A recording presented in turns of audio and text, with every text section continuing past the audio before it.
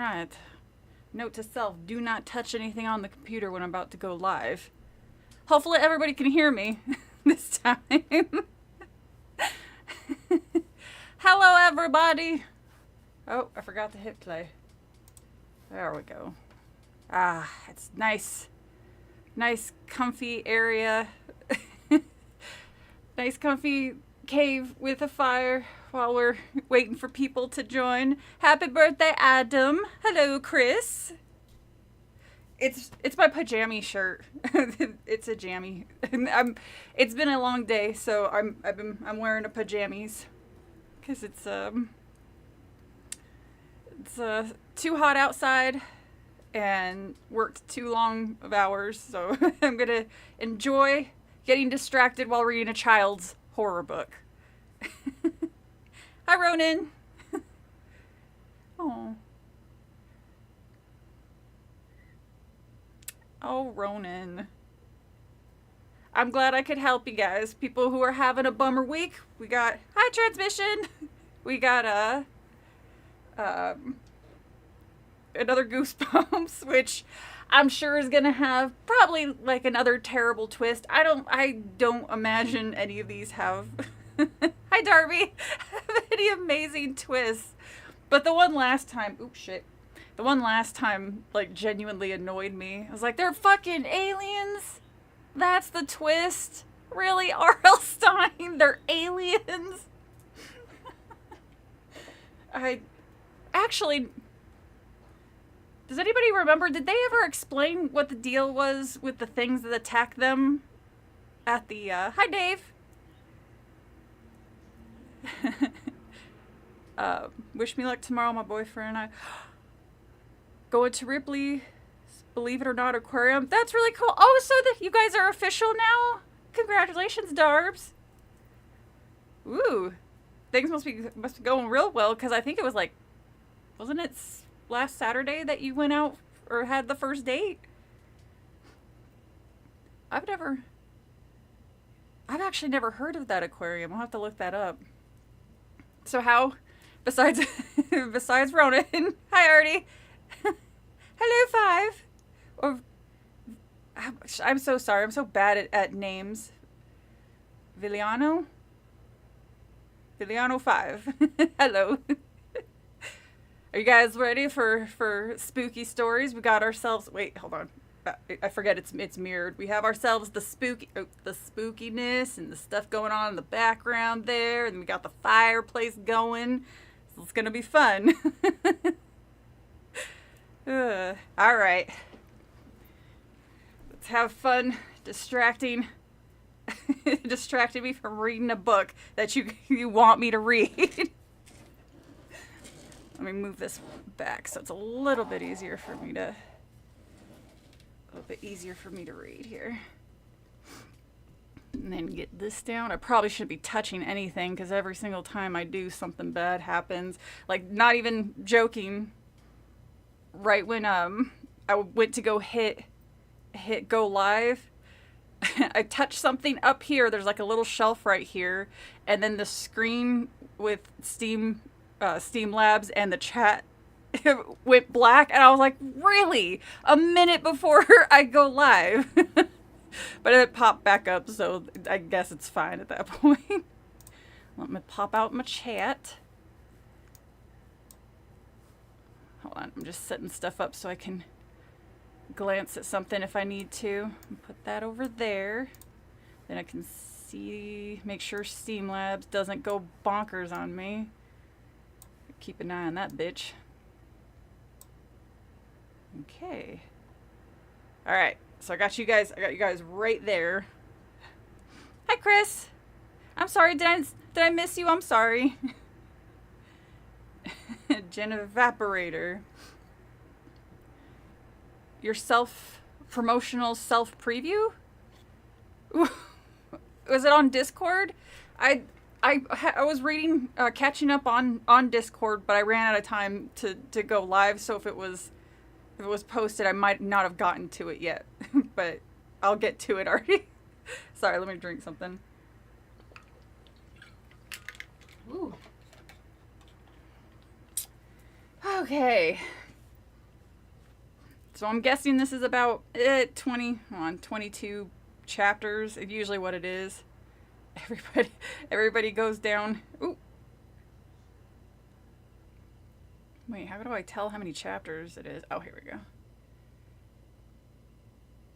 Yeah, 21 chapters. It's 116 pages, so realistically, if I just plowed through it, it'd probably be like an hour and a half, but I tend to not do that. Motherlode of Fireflies? Oh, I love fireflies. They're so cute. It's something I don't see very often, and right now, like I don't think we ever got them in this area where I grew up. There was a lot of fireflies out where we could see them, but they were never like a couple of them wandered into the yards, but never enough to go catching them. We would usually just watch them from afar. Though boy did we want to. There was a few times we saw those bug catching nets and stuff, and my mom's like, "You're not gonna catch. What are you gonna do when you catch them?" All right. Sorry, my necklaces got twisted and they were kind of choking me a little bit there.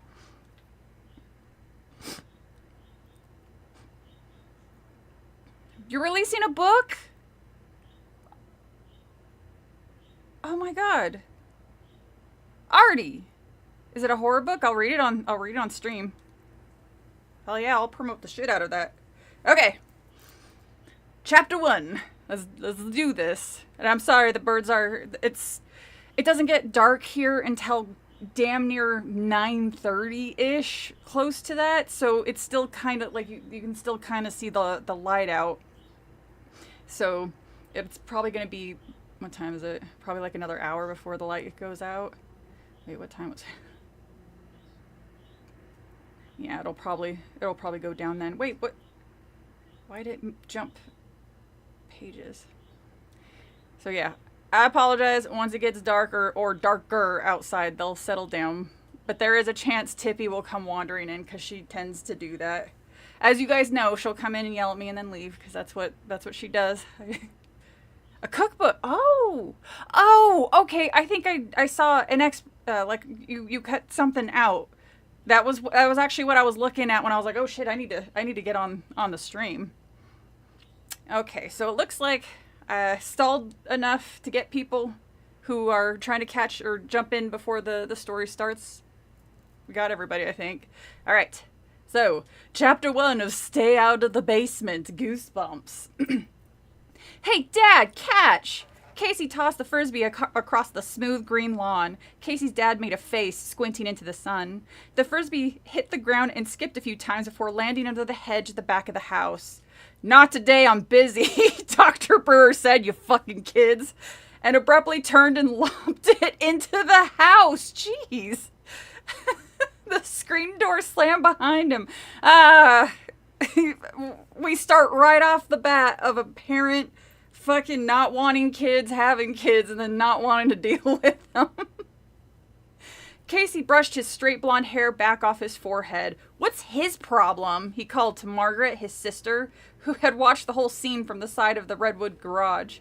You know, Margaret said quietly. She wiped her hands on the leg of her jeans and held them both up, inviting a toss. Wow, some of these are really long sentences.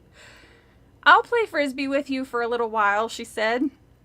Okay, Casey said without enthusiasm. Go play with my stupid sister. He walked over slowly to retrieve the frisbee from under the hedge. Margaret moved closer. She felt sorry for Casey. He and their dad were really close, always playing ball or frisbee or video games together, but Dr. Brewer didn't seem to have time for that anymore. Jumping up to catch the frisbee, Margaret realized she felt sorry for herself, too. Dad hadn't been the same to her, either. In fact, he spent so much time down in the basement he barely said a word to her. He doesn't even call me princess anymore, Margaret thought. It was a nickname she hated, but at least it was a nickname, a sign of closeness. I think it's kind of like a norm, like something that dads tend to call their daughters. Cookie stream. Oh no, you don't need to be watching me cook, because it's 90% of the time it's me like, hey, get, no, you can't eat that, because I don't keep the birds in the cage, so I just have to fight them off to keep them away from the food and keep the area clean. It's gotten to the point where I have to set up like a little net that I have like hooks for, that I put up when I cook, so they don't come into the kitchen area. So they just hang to the side and yell at me because I won't let them in. Except Tippy, she almost immediately figured out how to get around that. So so much for that. 2.5 hours wasted of trying to figure that out. Hi, Dave. We just started. She tossed the red frisbee back. A bad toss. Casey chased after it, but it sailed away from him. Margaret looked up to the golden hills beyond their backyard. California, she thought. It's so weird out here. Here it is, the middle of winter, and there isn't a cloud in the sky. And Casey and I are out here in jeans and t-shirts as if it was the middle of summer. She made a diving catch for... Man, this girl's really into the frisbee. She's like jumping and diving and doing barrel rolls and shit to catch this thing. She made a diving catch for a wild toss, rolling over on the manicured lawn, yeah, see? And raising the frisbee above her head triumphantly. Show off, Casey muttered, unimpressed. You're the hot dog in the family. What? Margaret called. Well, you're a dork.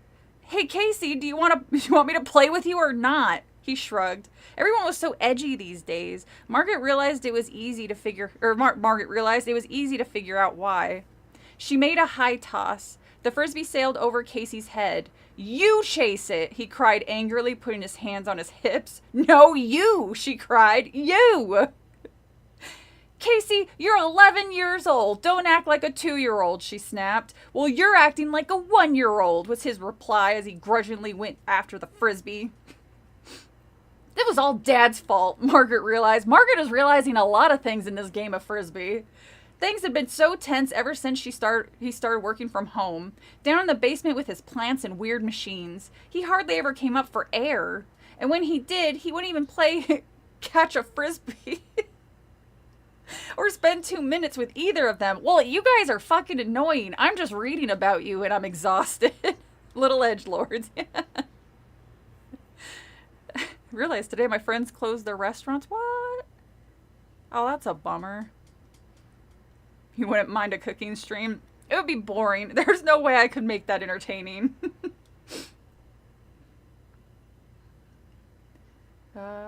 Mom has noticed it too, Margaret thought, running full out and making another grandstand catch just before colliding with the side of the garage. Having Dad home has made Mom really tense. She pretends everything is fine, but I can tell she's worried about him. Lucky catch, Fatso, Casey called. Oh, so 90s. Margaret hated the name Fatso even more than she hated Princess.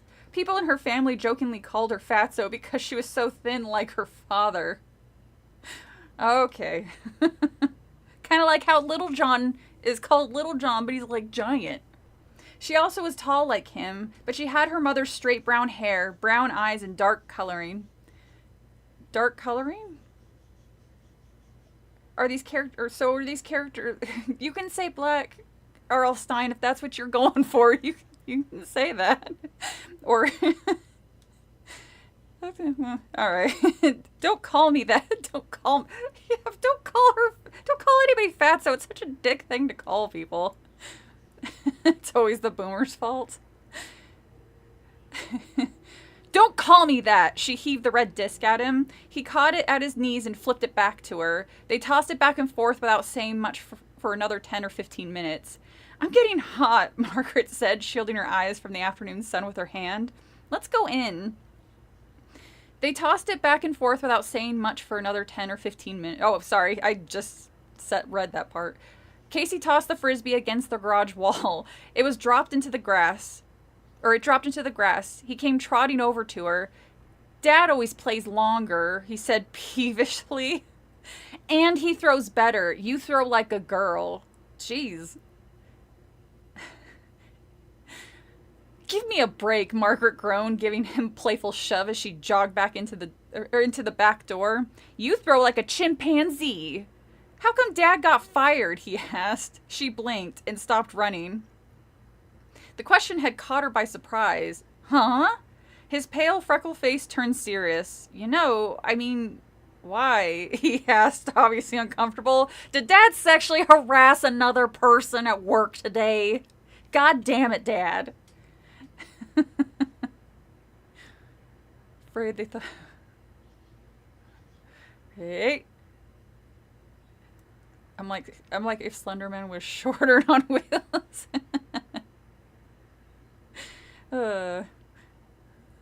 Let's see. She and Casey had never discussed this in the 4 weeks since Dad had been home. Really, nobody questioned this. That Dad's just gonna be working from home now. Which was unusual since they were pretty close, being only a year apart. We came all the way out here so he could work at Polytech, right? Casey asked. Oh no, he worked for Umbrella. That's what we're gonna find out about. Yeah, well, he got fired, Margaret said, half whispering in case their dad might be able to hear. But why? Did he blow up the lab or something? Casey grinned. No, he sexually harassed one of his coworkers. Duh. Oh wait, this is the 90s, so maybe that wasn't like that big a deal back then. That big a deal back then. The idea of their dad blowing up a huge campus science lab appealed to him. Why? That could have killed people if that was the truth. Massive casualties. It's hilarious. No, he didn't blow anything up, Margaret said, tugging at a strand of dark hair. Botanists work with plants, you know. They don't get much of a chance to blow things up. They both laughed. Casey followed her into the narrow strip of shade cast by the low ranch-style house.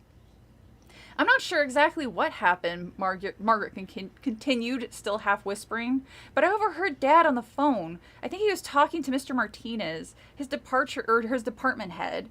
Remember the quiet little man who came to dinner that night and the barbecue grill caught fire?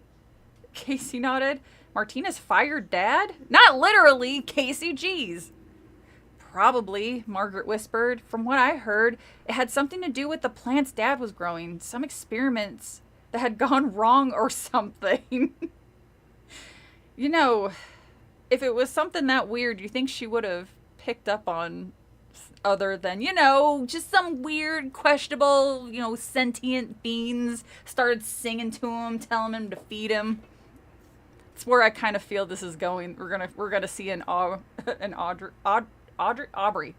Yeah, it's gonna become a Little Shop of Horrors. Only it's Little Basement of Horrors.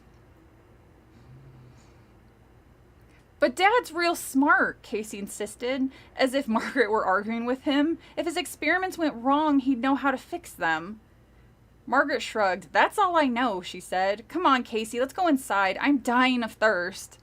She stuck out her tongue and moaned, demonstrating her dire need of liquid. You're gross, Casey said. He pulled open the screen door, then dodged in front of her so he could get inside first. Who's gross? Mrs. Brewer asked from the sink. She turned to greet the two of them. Don't answer that. Mom looked very tired today, Margaret thought, noticing the crisscross of fine lines at the corners of her mother's eyes and the first strands of gray in her mother's shoulder-length brown hair. I hate this job, Mrs. Brewer said, turning back to the sink. What are you doing, Casey? Or what are you doing? Casey asked. Casey! He works for Polly Pocket. He sure does. Skin and bone, bro. Potatoes, mash 'em, boil 'em, stick 'em in a stew. Casey asked, pulling open the refrigerator and removing a box of juice. I'm deveining shrimp. Yuck, Margaret exclaimed. Yeah. Thanks for the support, Mrs. Brewer said dryly. The phone rang. Wiping her shrimpy hands with a dish towel, she hurried across the room to pick up the phone. Margaret got a box of juice from the fridge, popped a straw on the top, and followed Casey into the front hallway. The basement door, usually shut tight when Dr. Brewer was working down there, was slightly ajar. Casey started to close it, then stopped. Let's go down and see what Dad's doing, he suggested. Margaret sucked the last drops of juice through the straw and squeezed the empty box flat in her hand. God, I used to do this. I think all kids would do that. Just squeeze it while you drank. Okay. She knew they probably shouldn't disturb their father, but her curiosity got the better of her. He had been working down there for 4 weeks now. All kinds of interesting equipment, lights, and plants had been delivered. Most days he spent at least 8 or 9 hours down there doing whatever it is he was doing, and he hadn't shown it to them once. Yeah, let's go, Margaret said. It was their house too, after all. You got a point, Margaret. Besides, maybe their dad was just waiting for them to show some interest. Maybe he was hurt that they hadn't bothered to come downstairs in all this time. She pulled the door open the rest of the way, and they stepped into the narrow stairway. Hey, Dad! Casey called excitedly. Dad, can we see? They were halfway down when their father appeared at the foot of the stairs. He glared up at them angrily, his skin strangely green under the fluorescent light fixture. He was holding his right hand, drops of red blood falling onto his white lab coat. He's wearing a lab coat at home in his basement. Stay out of the basement, he bellowed in a voice they'd never heard before. Both kids shrank back, surprised to hear their father scream like that. He was usually so mild and soft-spoken. Stay out of the basement, he repeated, holding his bleeding hand. Don't ever come down here, I'm warning you. I don't know why I gave him an accent there, that last little bit. You guys are so goofy. You cook that shit raw. I cooked that shit. It wasn't raw. Oh. Oh, you guys. Well, we finished the first chapter, so good for you. You only managed to distract me a few times. Ugh. I hope you guys stayed hydrated if it's summer where you guys are, because God.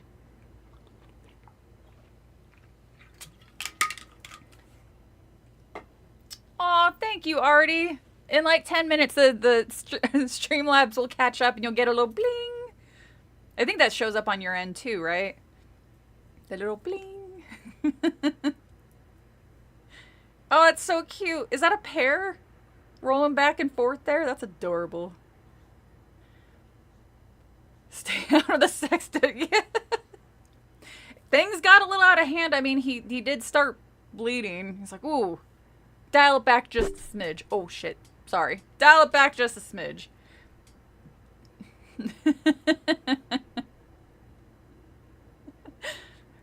Wow, it does take its sweet time to catch up to YouTube, doesn't it?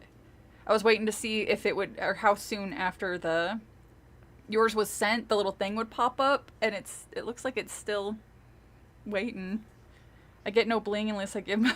See, Tori Amos is... There it goes. See? You can see it down. Maybe you can. I don't know if you can. Wait. There. Down there. I don't know if you can see. Oh, a little jump. I gotta go through Streamlabs and get like a little custom one. I wonder if you can make your own little custom. I imagine there's got to be like something like that. I get no bling. Oh! Oh, I forgot. Hold on. Look at this beautiful thing Transmission made, everybody. Before I forget, look at how beautiful it is. It's got the little tippies, and it's got the whole crew and Crybaby down here. It's got everybody. I appreciate the I didn't notice it at first, but I appreciate the little teeth. All right. Wait, this one. All right. Okay.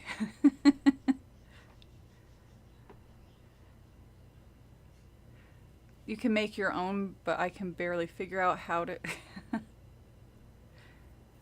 Yeah, I really liked it. It was sent to me last night. While we were beating up Wesker in his trash bag. You sure did, Transmission. Tippy is 889% of all parrot content on the net. Mine too, Dave. I have not drawn in a long ass time, so I can only imagine what it looks like now. Like going through pictures that I used to draw regularly. I was like, I used to be able to draw hands and feet really well and poses. I was like, I bet I can't do that shit anymore. I got no imagination like that. Okay, chapter 2. We're getting chapter 2. I can't stay distracted all the time. Okay, all packed, Mrs. Brewer said, dropping her suitcase with a thud in the front hallway. She poked her head into the living room where the TV was blaring. Do you think you could stop the movie for 1 minute to say goodbye to your mother? Casey pushed the button on the remote control and the screen went blank. He and Margaret obediently walked to the hallway to give their mother hugs. Margaret's friend Diane Manning, who lived just around the corner, followed them into the hallway. How long are you going to be gone, Mrs. Brewer? She asked, her eyes on the 2 bulging suitcases. I don't know, Mrs. Brewer replied fretfully. My sister went to the hospital in Tucson this morning. I guess I'll have to stay there until she's able to go home. God damn. Well, I'll be glad to babysit for Casey and Margaret while you're away, Diane joked. Give me a break, Margaret said, rolling her eyes. I'm older than you are, Diane. There's a lot of Dianes in these. Wasn't there also a Diane? Hi, Lucas. Wasn't there also a Diane in the murder house? Was it murder? Not murder house. That other one where they found like the stuff under the stairs and then they went and attacked them. I can't remember. These names tend to kind of just blur together after a while. I'm pretty sure there was a Casey before too. And I'm smarter than both of you, Casey added with typical modesty. I'm not worried about you kids, Mrs. Brewer said, glancing nervously at her watch. I'm worried about your father. Don't worry, Margaret, she told her seriously. We'll take good care of him. Just make sure that he eats something every once in a while, Mrs. Brewer said. He's so obsessed with his work he doesn't remember to eat unless you tell him. It's going to be real lonely around here without Mom, Margaret thought. Dad hardly ever comes up from the basement. It had been 2 weeks since he had yelled at Casey and her to stay out of the basement. They had been tiptoeing around ever since, afraid to get him angry again. But in the past 2 weeks, he barely spoke to them, except for the occasional good morning and good night. Don't worry about anything, Mom, she said, forcing a smile. Just take good care of Aunt Eleanor. Aunt Helen. All right. I'll call you as soon as I get to Tucson, Mrs. Brewer said, nervously lowering her eyes to her watch again. She took 3 long strides to the basement door, then shouted down, Michael, time to take me to the airport. After a long wait, Dr. Brewer called up with a reply. Then Mrs. Brewer turned back to the kids. Think he'll even notice that I'm gone, she said with a loud whisper. She meant it to be a light remark, but her eyes revealed some sadness. A few seconds later, they heard footsteps on the basement stairs, and their dad appeared. He pulled off his stained lab coat, revealing tan slacks. And are they just gonna? They're not gonna bring up the fact that he had like blood pouring out of his hand earlier. Maybe dead house. Yeah, that might be. Feed your father. You two can star.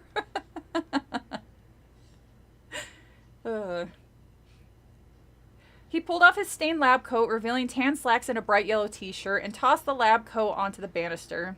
Even though it was 2 weeks later, his right hand... Oh, I need to read. Stop guessing before I read ahead. Even though it was 2 weeks later, his right hand, the hand that had been bleeding, was still heavily bandaged. Ready? He asked his wife. Mrs. Brewer sighed. Does Mrs. Brewer not have a first name? I guess. Of course not, because they're writing her out of the story. She gave Margaret and Casey a helpless look, then moved quickly to give them each one last hug. Let's go then, Dr. Brewer said impatiently. He picked up the 2 bags and groaned. Wow, how long are you planning to stay? A year? Then he headed out the front door with them, not waiting for an answer. Bye, Mrs. Brewer, Diane said, waving. Have a good trip. How can she have a good trip? Casey said sharply. Her sister's in the hospital. You know what I mean, Diane replied, tossing back her long red hair and rolling her eyes. They watched the station wagon roll down the driveway, then returned to the living room. Casey picked up the remote control and started the movie again. Diane sprawled on the couch and picked up the bag of potato chips she'd been eating. Who picked this movie? Diane said, crickling the foil bag noisily. I did, Casey said. It's neat. He had pulled a couch cushion down to the living room carpet and was lying on it. Margaret was sitting cross-legged on the floor, her back against the base of the armchair, still thinking about her mother and her Aunt Eleanor. It's neat if you like to see a lot of people blown up and their guts flying all over. What movie are they watching? She said, making a face for Diane's benefit. Yeah, it's neat, Casey said, not taking his eyes off the glowing TV screen. Wow! A little future serial killer over here. I'm always bleeding profusely.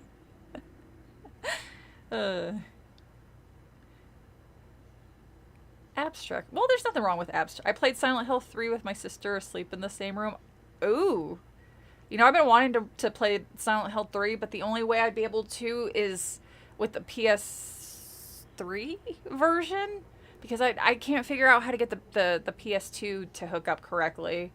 And we'd have to deal with the new voice acting, and I really did not like the new voice acting. It's like, no offense to them, it's not like they were bad, it's just the voice actors did not match the characters. Especially when we had the voice actors that we did have. And yeah, I don't think anybody could top Heather's original voice actress. She kept yelling at her sister. Darby. I've got so much homework. I don't know why I'm sitting here, Diane said, reaching her hand into the potato chip bag. Wow, that is so relatable there, Diane. Me too, Margaret sighed. I guess I'll do it after dinner. Do you have that math assignment? I think I left my math book at school. Shh, Casey hissed, kicking a sneakered foot in Margaret's direction. This is the good part. You've seen this movie before, Diane shrieked. So she screamed, "You've seen this movie before!" Twice, Casey admitted. He ducked and a sofa pillow thrown by Diane sailed over his head. It's a pretty afternoon, Margaret said, stretching her arms above her head. Maybe we should go outside, ride our bikes or something. Ew, go outside where there's like dirt? No. Stay here and watch people get blown up on TV. You think you're still back in Michigan? It's always a pretty afternoon here, Diane said, chewing loudly. Ew. I don't even notice it anymore. Maybe we should do the math assignment together, Margaret suggested hopefully. Diane was much better in math than she was. Diane shrugged. Yeah, maybe. She crinkled up the bag and set it on the floor. Your dad looked kind of nervous, Huh? What do you mean? Just nervous, Diane said. How's he doing? Stop pretending like you care, Diane. Shh, Casey insisted, picking up the potato chip bag and tossing it at Diane. Being laid off and all. I guess he's okay, Margaret said wistfully. I don't know, really. He spends all of his time down in the basement with his experiments. Experiments? Hey, let's go take a look! Tossing her hair back behind her shoulders, Diane jumped up from the chrome and white leather couch? Ugh. Leather couches are so uncomfortable to me. Ugh, do not like them. Diane was a science freak, math and science. The two subjects Margaret hated. She should have been in the Brewer family, Margaret thought with a trace of bitterness. Maybe Dad would pay some attention to her since she's into the same thing he is. Come on, Diane urged, bending over to pull Margaret up from the floor. He's a botanist, right? What's he doing down there? It's complicated, Margaret said, shouting over the explosions and the gunfire on the TV. He tried to explain it to me once, but Margaret allowed Diane to pull her to her feet. Shut up, Casey yelled, staring at the movie, the colors from the TV screen reflecting over his clothes. Is he building a Frankenstein monster or something? No, because it's not what botanists do. Goddamn kids! Diane demanded. Or some kind of RoboCop? He's a botanist, Diane. Aren't you supposed to be the smart one? Wouldn't that be cool? Shut up, Casey repeated shrilly as the movie's hero bounded across the screen. He's got all these machines and plants down there, Margaret said uncomfortably. But he doesn't want us to go down there. Huh? It's like top secret? Diane's emerald green eyes lit up with excitement. Come on, we'll just take a peek. No, I don't think so, Margaret told her. She couldn't forget the angry look on her father's face 2 weeks before, when she and Casey had tried to pay a visit, or the way he screamed at them never to come down into the basement. Come on, I dare you, Diane challenged. Are you chicken? Oh, she's doing the Back to the Future thing. Hi, Silly Palm. Puppy. I'm not afraid, Margaret insisted shrilly. Diane was always daring her to do things she didn't want to do. Why is it so important for Diane to think she's so much braver than everyone else? Margaret wondered. Chicken, Diane repeated, tossing her mane of red hair behind her shoulders as she strode quickly towards the basement door. Diane, stop! Margaret cried, following after her. Hey, wait! Casey cried, clicking off the movie. Are we going downstairs? Wait for me! You think he would just lock the door, but, you know. He climbed quickly to his feet and enthusiastically hurried to join them at the basement door. We can't, Margaret started, but Diane clamped a hand over her mouth. We'll just take a quick peek, Diane insisted. We'll just look. We won't touch anything, and then we'll come right back upstairs. Okay, I'll go first, Casey said, grabbing for the doorknob. Why do we want to do it? Or why do you want to do this? Margaret asked her friend. Why are you so eager to go down there? Diane shrugged. It beats doing our math homework, she replied. Margaret sighed, defeated. Okay, let's go, but remember, just looking, no touching. Casey pulled open the door and led the way into it's unlocked? He didn't lock it? Casey pulled open the door and led the way onto the stairway. Stepping onto the landing, they were immediately engulfed in hot, steamy air. So he has a sauna down there. He just didn't want anybody who's keeping it all to himself. They could hear the buzz and hum of electronic machinery, and off to the right they could see the glare of the bright white lights from Dr. Brewer's workroom. This is kind of fun, Margaret thought, as the three of them made their way down the linoleum-covered stairway. It's an adventure! There's no harm in taking a peek. So why was her heart pounding? Why was she having this sudden tingle of fear? Because you're doing something you're not supposed to and your dad's gonna be mad, that's why. Nobody likes hearing their dad yell. And some dads hit. Nobody wants that shit either. It's not good. Yuck, it's so hot. Oh, we're on chapter 3, by the way. The story getting hot and steamy already. Ooh. Oh, kiddos. Sorry, my voice is a little groggy. I've been talking all day, which is something I don't normally do, so my voice is groggy.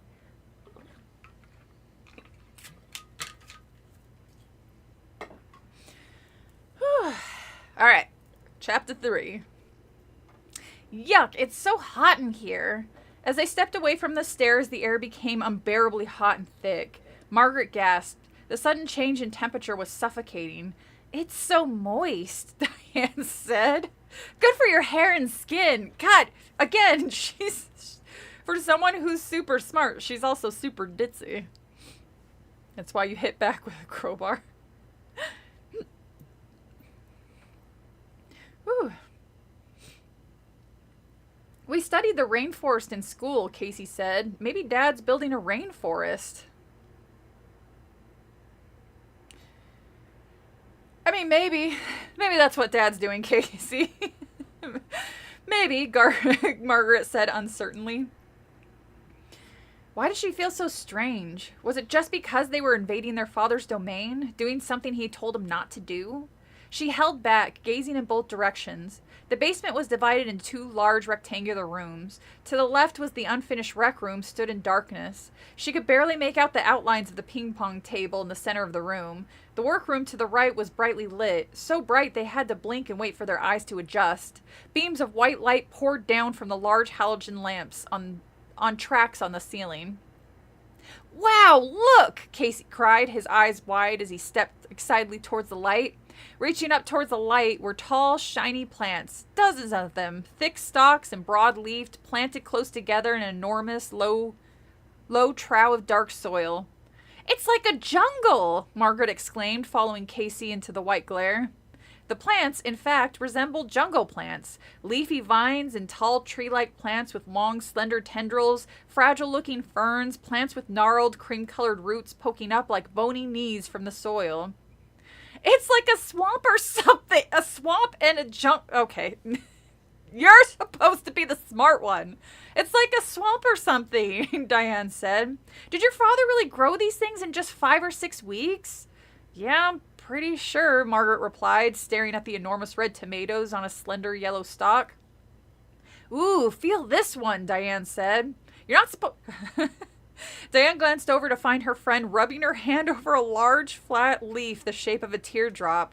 Diane, we shouldn't touch... I know, Diane said, not letting go of the leaf. But just rub your hand on it. Why? I don't want to rub my hands on shit. Groggy, Jenny. So, yeah, it's been a long day, so I am a bit groggy. You can kind of see it. You can see my eyes are a bit sleepy. That, and those who don't know, I've taken a new medication that makes me kind of puffies. So I'm a little puffies. So like my face is puffy and stuff. It's until I get used to it, and then my puffiness goes away. No more chipmunk cheeks. Alright. Margaret reluctantly obeyed. It doesn't feel like a leaf, she said as Diane moved over to examine the large fern. It's so smooth, like glass. The three of them stood under the bright lights, examining the plants for several minutes, touching the thick stalks, running their hands over the smooth, warm leaves, surprised by the enormous size of the fruit some of the plants had produced. It's too hot down here, Casey complained. He pulled his t-shirt off over his head and dropped it onto the floor. What a bod, Diane teased him. He stuck out his tongue at her. Then his pale blue eyes grew wide as he seemed frozen in surprise.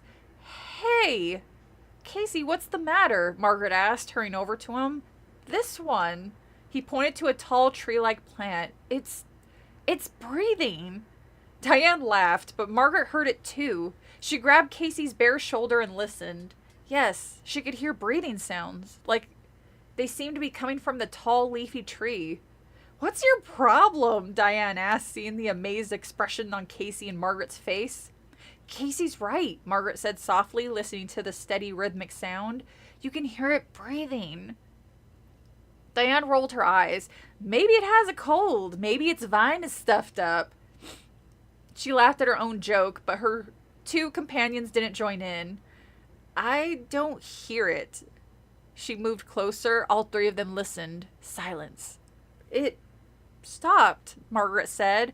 Oh, stop it, you two, Diane scolded. You're not going to scare me. No, really? Hey, look at this. Casey had already moved on to something else. God damn. It's just a room full of Dougs from Up. Just squirrel. Or room full of Jennies, because that's about how I am too. It even has leaves and shit. Yeah, I know. Quit molesting the tree. What kind of penthouse letter of a book is... Yeah, it is... Oh, hi, Anthony. Yeah, but yeah, it is weird. Sorry, you snuck in under the radar. I didn't see you, but hello.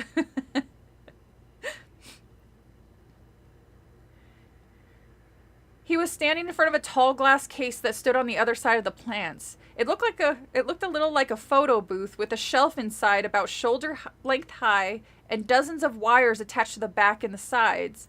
Margaret's eyes followed the wires to a similar glass booth a few feet away. Some of the electrical generators stood between the two booths and appeared to be connected to both of them. What could that be? Diane asked, hurrying over to Casey. Don't touch it, Margaret warned, giving the breathing plant one final glance, then joining the others. But Casey reached out to the glass door in front of the booth. I just want to see if it opens, he said. He grabbed the glass, and his eyes went wide with shock. His entire body began to shake and vibrate. His head jerked wildly from side to side. His eyes rolled up into his head. Oh, help! He managed to cry. His body vibrating and shaking harder and faster. Help me! I can't stop! The beat has me! Dun, dun, dun, dun. That's what it sounds like. He's like doing like the shaky shakes. Been here since Oh, okay. Oh, my goodness. Keep staying away. I love Doug. Who doesn't love Doug? He's so cute. He was him and Kevin were my favorite parts of the movie, which is probably not was probably not surprised to anyone to hear. Wait, is he being electrocuted? All right, chapter 4. Woo, look at us getting on chapter 4 already, and it's only like an hour after I started. That's how you wake up in the morning. Help me! Casey's whole body shook as if an electrical current were charging through him. His head jerked on his shoulders, and his eyes looked wild and dazed. Please! Margaret and Diane stared at with open-mouthed horror. Margaret was the first to move. She lunged at Casey and reached out to try to pull him away from the glass. Margaret, don't! Diane screamed. Don't touch him! But we have to do something, Margaret cried. It took both girls a while to realize that Casey had stopped shaking and was laughing. Casey? Margaret asked, staring at him, her terrified expression fading to astonishment. He was leaning against the glass, his body still now, his mouth wrapped in a broad, mischievous grin. Gotcha, he declared, and then began to laugh even harder, pointing at them and repeated the phrase through a triumphant laughter. Gotcha, gotcha, gotcha. That wasn't funny, Margaret screamed. You were faking it. I don't believe you, Diane cried, her face as pale as the white lights above them, her lower lip trembling. Both girls leaped onto Casey and pushed him onto the floor. Oh, then Casey proceeded to get curb stomped. God damn, they're gonna beat the shit out of him for pulling a little prank. Margaret sat on top. Oh, I thought I was fucking joking, but apparently they are gonna beat him up. Margaret sat on top of him while Dan held his shoulders down. Gotcha, gotcha, he continued, stopping only when Margaret tickled his stomach so hard he couldn't talk. You rat, Diane cried, you little rat. The free-for-all was brought to a sudden halt by a low moan from across the room. All three kids raised their head and stared in the direction of the sound. The large basement was silent now except for their heavy breathing. What was that? Diane whispered. They listened. Another low moan, a mournful sound, muffled like air through a saxophone. It's a really weird description. Like air through a saxophone. Why not a flute, Stein? Casey getting curb stomped. Sacrifice Casey to the trees! Oh my god. The tendrils of a tree-like plant suddenly drooped, like snakes lowering themselves to the ground. Another low, sad moan. It's the plants, Casey said, his expression frightened now. He pushed his sister off him and climbed to his feet, brushing back his disheveled blonde hair as he stood up. So they're just I thought he was Stein was saying that the characters were black, but I guess they're just darker skinned if he's blonde. I don't know. They never really say this in the kids books. You just have to guess until like a movie comes out. Plants don't cry and moan, Diane said, her eyes on the vast trough of plants that filled the room. Lisa, stop with that saxophone. Lisa, stop blowing my sax. Stop blowing the sax. Saxophones are more 80s, ergo cooler. God, I remember I wanted to learn the saxophone in like middle school, like early junior high. What a nerd I was. Hello, rotisserie chicken. No, we're on chapter 4, but you know, I'm just getting more and more distracted, so you're right on time. These do, Margaret said. Tendrils moved like human arms shifting their position. They could hear breathing again, slow, steady breathing, then a sigh, like air escaping.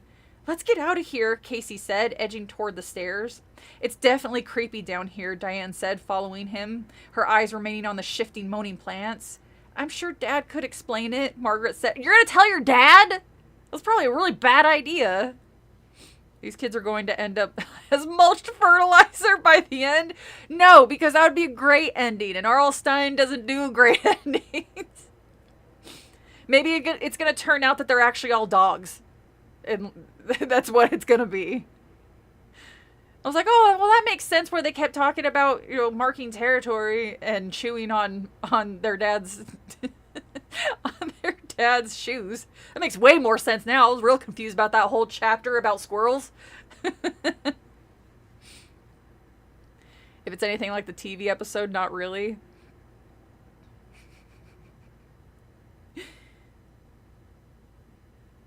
Oh, I'm sure Dad could. Okay. Her words were calm, but her voice trembled, and she was backing out of the room following Casey and Diane. Your dad is weird, Diane said, reaching the doorway. No, he isn't, Casey quickly insisted. He's doing important work here, like sentient plants. And torturing them too, apparently. Hello, can I have a shout out, Short King? Hello. How's everybody doing, the new peoples that are coming in?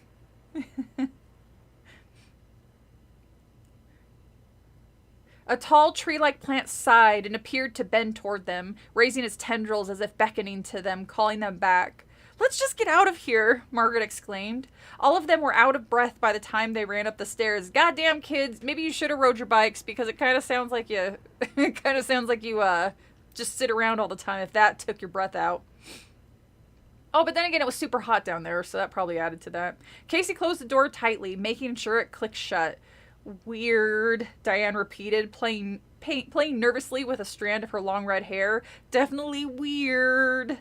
It was her word of the day, but Margaret had to admit it was appropriate. Well, Dad did warn us not to go down there, Margaret said, struggling to catch her breath. I guess he knew it would look scary to us and we wouldn't understand. I'm getting out of here, Diane said, only half kidding. She stepped out of the screen door and turned back toward them. You want to go over the math later? Yeah, sure, Margaret said, still thinking about the moaning, shifting plants. Some of them had seemed to be reaching out to them, crying out to them, but of course that was impossible. Later, Diane said, and headed at a trot down the drive. Just as she disappeared, her father's dark blue station wagon turned the corner and started up the driveway. Back from the airport, Margaret said. She turned from the door back to Casey a few yards behind her in the hallway. Is the basement door closed? Yeah, Casey replied, looking at it again to make sure. No way Dad will know He stopped. His mouth dropped open, but no sound came out. His face went pale. My t-shirt! You fucking kids. I actually kind of forgot about the t-shirt part too. My t-shirt! Casey exclaimed, slapping his bare chest. I left it in the basement! What?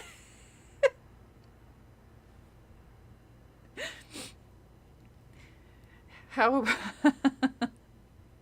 an average Jack.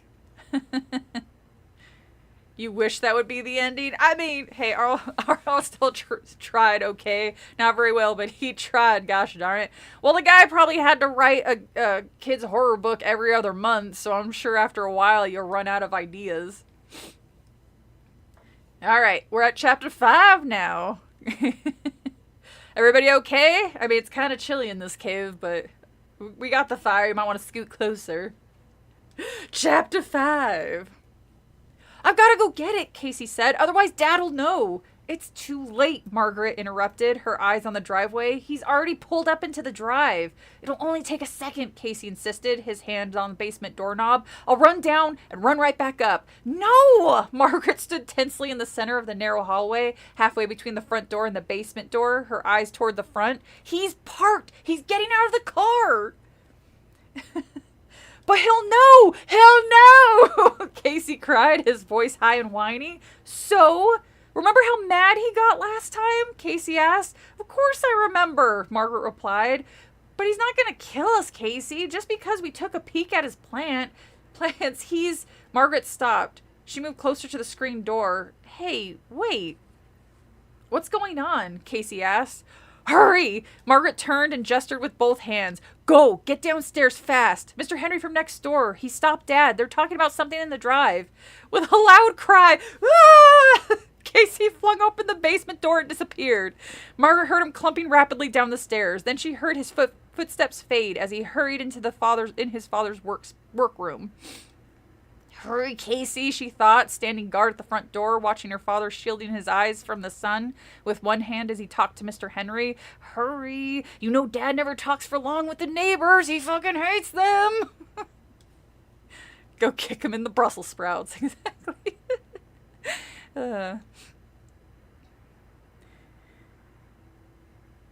Wait, I forgot where to go. Mr. Henry seemed to be doing all the talking, probably asking Dad some kind of favor, Margaret thought. Mr. Henry wasn't handy at all, not like Dr. Brewer, so he was always asking Margaret's dad to come over and help with repairs or install things. Her father was nodding now, a tight smile on his face. Hurry, Casey, get back up here, where are you?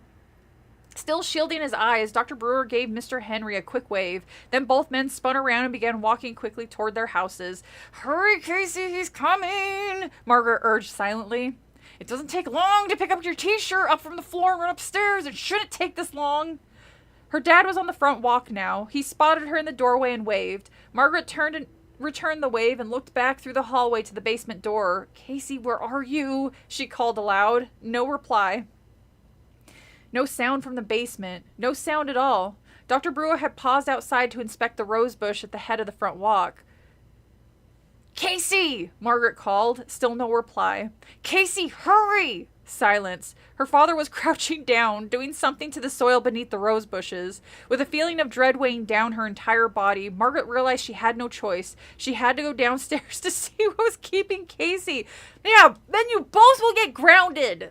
Or... well, I mean, literally grounded. Get it? Because he's a botanist. He's going to put both your asses into the ground. His ideas and endings have always been...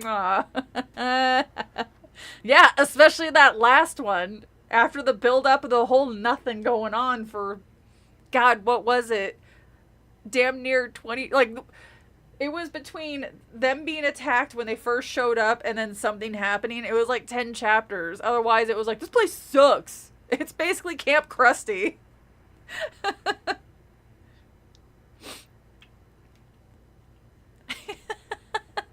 All of his books, Camp Nightmare was probably his best ending. I honestly didn't see it coming. I mean, if not expecting an ending counts as a good one, then damn, yeah. Camp Nightmare was probably the best twist, because I certainly didn't see that shit coming. I was a mile away. Heated human air compressed from within as if languidly squeezed through a satisfied bagpipe. Why does that sound dirty? Mr. Henry. While the sunflowers watched. Dave. Oh my goodness. Alright. I'm doing pretty good. I got chapter 6, but these chapters are really short, especially 5. I think that was just like a page and a half.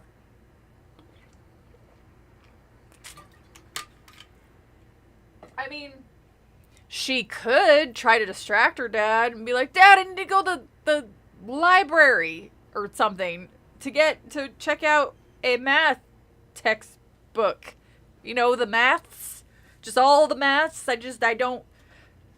You can't go down to the basement right now. You have to go somewhere else. Can we go to McDonald's? McDonald's is good. Going to Camp Krusty made me the man I am today. Alright. Chapter 6. Been doing pretty good so far. Casey ran down the steps, leaning on the metal banister so that he could jump down 2 steps at a time. He landed hard on the concrete basement floor and darted into the bright white light of the plant room. Stopping at the entrance, he waited for his eyes to adjust to the brighter-than-day light. He took a deep breath, inhaling the steamy air, and held it. It was so hot down there, so sticky. His back began to itch. The back of his neck tingled. The jungle of plants stood as if at attention under the bright white lights. He saw his t-shirt lying crumpled on the floor a few feet from a tall leafy tree. The tree seemed to lean toward the t-shirt, its long tendrils hanging down, loosely coiled on the soil around its trunk. Casey took a timid step into the room. Why am I so afraid? He wondered. I don't know, the breathing plant, maybe? Because they're not supposed to need to do that. Dad, oh, there you go. Yep. It's immaculate conception, Dad. You're a scientist, you figure it out. It's just a room filled with strange plants. Why do I have the feeling they're watching me, waiting for me? Oh, calm down, James. He scolded himself for being so afraid and took a few more steps toward the crumbled t-shirt on the floor. Hey, wait. The breathing. There it was again. Steady breathing. Not too loud, not too soft either. Who could be breathing? What could be breathing? Was it the big tree? Casey stared at the shirt on the floor. So near. What was keeping him from grabbing it and running back upstairs? What was holding him back? He took a step forward, then another. Was the breathing growing louder?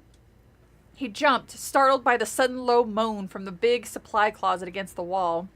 It sounded so human, as if someone were in there moaning in pain. Casey, where are you? Margaret's voice sounded so far away, even though she was just at the end of the stairs. Okay so far, he called back to her, but his voice came out in a whisper. She probably couldn't hear him. Yeah, because it's a whisper. They have McNuggets! McDonald's! He took another step. Another. The shirt was about 3 yards away. Stein also likes measuring things in yards, I've noticed. A quick dash, a quick dive, and he'll have it. Another low moan from the supply closet. So is good old Dr. Brewer here kidnapping neighbors and turning them into plant people? Because that's kind of what it's starting to lean into. Another low moan from the supply closet. A plant seemed to sigh. A tall fern suddenly dipped down, shifting its leaves. Casey! He could hear his sister from upstairs, sounding very worried. Casey, hurry! I'm trying, he thought. I'm trying to hurry. What was holding him back? Another low moan this time from the other side of the room. He took 2 more steps, then crouched, his arms straight out in front of him. The shirt was almost within reach. He heard a groaning sound, then more breathing. He raised his eyes to the tall tree. The long, ropey tendrils had tensed, stiffened. Or had he imagined it? No, they had been drooping loosely, but now they were taut, ready to grab him? Casey, hurry! Margaret called, sounding even farther away. He didn't answer. He was concentrating on the shirt, just a few feet away. Just a few feet. Just a foot. The plant groaned again. Casey! Casey! The leaves quivered all the way up the trunk. You know, they make it... I mean, realistically, these kids would probably just get grounded. And they're acting like the dad's gonna put a bullet in the back of their heads if he catches them. Almost in reach. Casey, are you okay? Answer me! He grabbed the shirt. 2 snake-like tendrils swung out at him. He cried out, paralyzed with fear. What's happening? The tendrils wrapped themselves around his waist. Let go, he cried, holding the shirt tightly in one hand, grabbing at the tendrils with the other. The tendrils hung on and gently tightened around him. Gently tightened? Margaret! He tried calling, but no sound came out. Margaret! He jerked violently, then pulled straight ahead. The tendrils held on. They didn't squeeze him. They weren't trying to strangle him or pull him back, but they didn't let go. They felt warm and wet against his bare skin, like animal arms. Like wet animal arms, not like a plant. Help! He tried again to shout. He pulled once more, leaning forward, using all of his strength. No good. He ducked low, hit the floor, tried to roll away, but the tendrils held on. The plant uttered a loud sigh. Let go! Casey cried, finally finding his voice. Then suddenly, Margaret was standing beside him. He hadn't heard her come down the stairs. He hadn't seen her enter the room. Casey! She cried. What's happening? I know, just hanging out with my plant buddy. We're friends now. It won't let go, he told her. No! She screamed and grabbed one of the tendrils with both hands and tugged with all of her strength. The tendrils resisted only for a moment, then went slack. Casey uttered a joyful cry and spun away from the remaining tendril. Margaret dropped the tendril, grabbed Casey's hand and began running toward the stairs. They both stopped short at the bottom of the stairway. Standing up at the top was their father, glaring down at them, his hands balled into fists at his side, his face rigid with arrows. She's like, oh no. Dad's gonna have a case by the time this is over. Oh.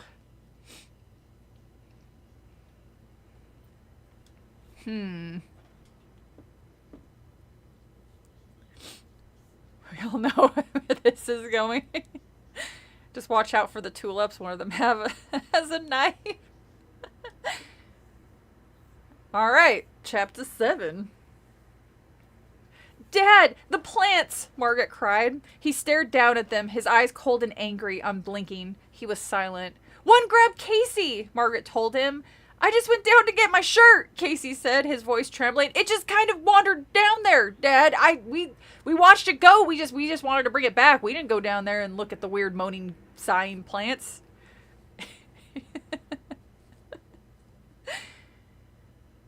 They stared up at him expectantly, waiting for him to move, to unball his fist, to relax his hard expression, to speak, but he glared down at them for the longest time. Finally, he said, You're okay? Yeah, they said in unison, both of them nodding. Margaret realized she was still holding Casey's hand. She let go of it and reached for the banister. I'm very disappointed. He's gonna sound like freaking Wesker too, from just by looking at the dialogue here. I'm very disappointed in you both, Dr. Brewer said in a low, flat voice. Cool, but not angry. So, again, we got another Wesker. My chia pet ran away. Sorry, Margaret said. We knew we shouldn't. We didn't touch anything, really, Casey exclaimed. Very disappointed, their father repeated. We're sorry, Dad. Dr. Brewer motioned for them to come upstairs. Then he stepped into the hallway. I thought he was going to yell at us, Casey whispered to Margaret as he followed her up the steps. That's not Dad's style, Margaret whispered back. He sure yelled at us the last time we started into the basement, Casey replied. They followed their father into the kitchen. I honestly thought he was going to slam the door shut. He's like, well, you're part of the experiments now, kids. All they wanted is to be watered. I'm calling it. I'm telling you, they're people plants. They're people plants. I'm going for that. They followed their father into the kitchen. He motioned for them to sit down at the white formica table, then dropped onto the chair across from them. His eyes went from one to the other as if studying them, as if seeing them for the first time. His expression was totally flat, almost robot-like, revealing no emotion at all. Dad, what's with those plants? Casey asked. What do you mean? Dr. Brewer asked. They're so weird. I'll explain them to you someday, Dr. Brewer said flatly, still staring at the two of them. What was the name of the plant in Resident Evil 2, the one that you have to poison? Or is it... No, it's the first one. Yeah, sorry, it's the first one. What was the name of that one? It was like Plant 43 or something like that. It looks very interesting, Margaret said, struggling to say the right thing. Was her dad trying to make them feel uncomfortable? I mean, all we did was go down to a place that could have possibly injured or killed us when he wasn't home and possibly could have aided us. Poisonous plants and shit. Was that a Wesker I heard? Oh, it's not even, I'm trying. It's like, I cannot do accents to save my, or accents. Well, yeah, I can't do accents and I can't do impressions to save my fucking life. Plant 42. Thank you, transmission. I knew you'd come in. Oh, I was only one number off, wasn't I? Didn't I say 43? When a man and a pine tree love each other very much. Oh, maybe that's the twist. Dad is fucking the plants and making human plant hybrids. Anything would be better than what it probably is gonna be. It's probably gonna be something bad. This wasn't like him. Not at all. He was always a very direct person, Margaret thought. If he was angry, he said he was angry. If he was upset, he'd tell them he was upset. So why was he acting so strange, so silent, so cold? I asked you not to go into the basement, he said quietly, crossing his legs and leaning back so that the kitchen chair tilted back. I thought I made that clear. Margaret and Casey glanced at each other. Finally, Margaret said, we won't do it again. But you can't take us down there and tell us what you're doing? Casey asked. He still hadn't put the t-shirt on. Ooh, power move. Good job, Casey. Casey should lean back too. Be like, yep, and like do this thing. He was holding it in a ball between his hands on the kitchen table. Yeah, we'd really like to understand it, Margaret added enthusiastically. Someday, their father said. He returned the chair to the four legs, then stood up. We'll do it very soon, okay? He raised his arms above his head and stretched. I've got to get back to work. He disappeared to the front hallway. Casey raised his eyes to Margaret and shrugged. Their father reappeared, carrying a lab coat he had tossed over the front banister. I'm going to beat you with this lab coat now. Sorry.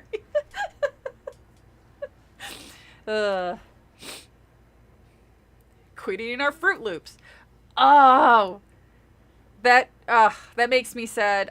This morning I came out to the kitchen and I found a trail of ants, and they found my delicious cereal, and I had to throw it away, and I just bought it. I had one bowl of cereal, and then I had to throw it away. I was so goddamn angry. I was like, no!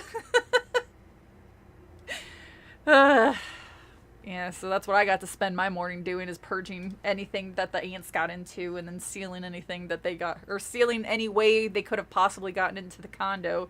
This is the first year I've gotten them. I've been here, what, like 3 years? Maybe? 2 years? Yeah. I haven't eaten cereal in over a year. Neither have I! So I was in the grocery store and I walked by and I'm like, ooh. I was like, I like that. I like that. That sounds good. And of course, it was like the I forgot what the word, or what they're called, but they were like the shredded wheat with the sweet stuff on it.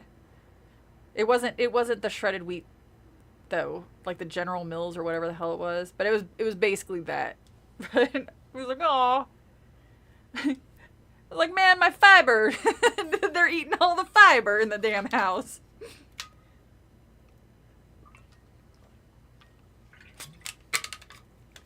You hate milk? Well, I don't know what to say. I used to kind of do the same thing.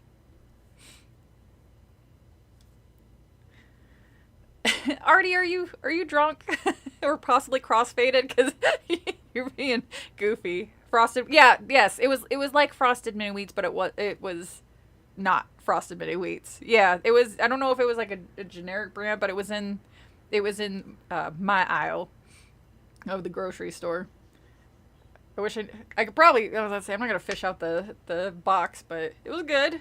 They had one with strawberries, but I wanted to try the plain one first. But now the goddamn ants took it. God damn it.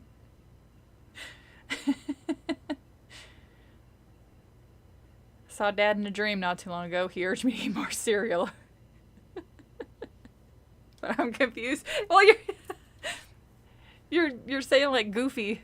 You're saying goofy things already. That's why I asked if I, because you on occasion you're like, I'm gonna drink. I'm gonna do something. We're gonna have something to drink. Uh-oh.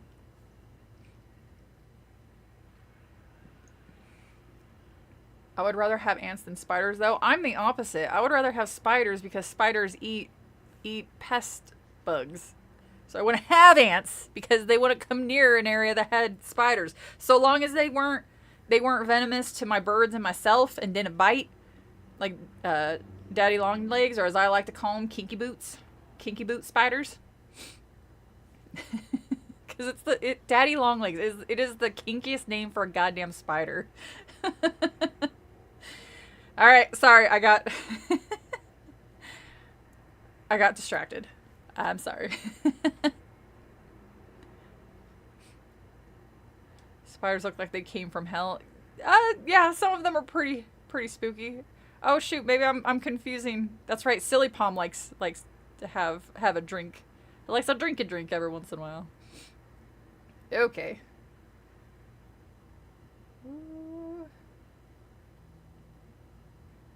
There it goes. Their father reappeared carrying the lab coat he had tossed over the front banister. Mom took off, okay? Or Mom... Oh, there it is. Mom took off, okay? Margaret asked. No, she crashed. That's why I came back and let you know Mom's dead. She died in a fiery crash. Yes! Yes, she's fine. You ship a box of spiders to me, I'll put them in my little garden.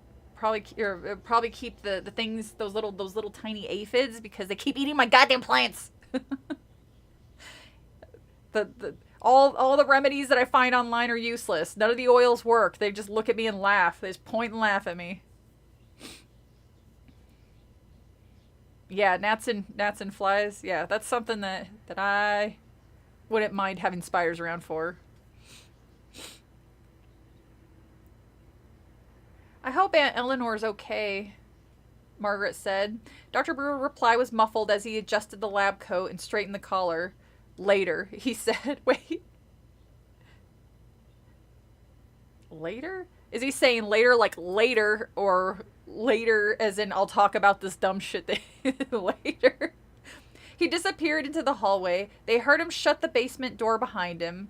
I guess he's not going to ground us or anything for going down there, Margaret said, leaning against the table and resting her chin on her hands. God, he won't do anything. He won't even ground us. You're okay, Darby. You guys have lives outside of the stream, so it's totally fine if you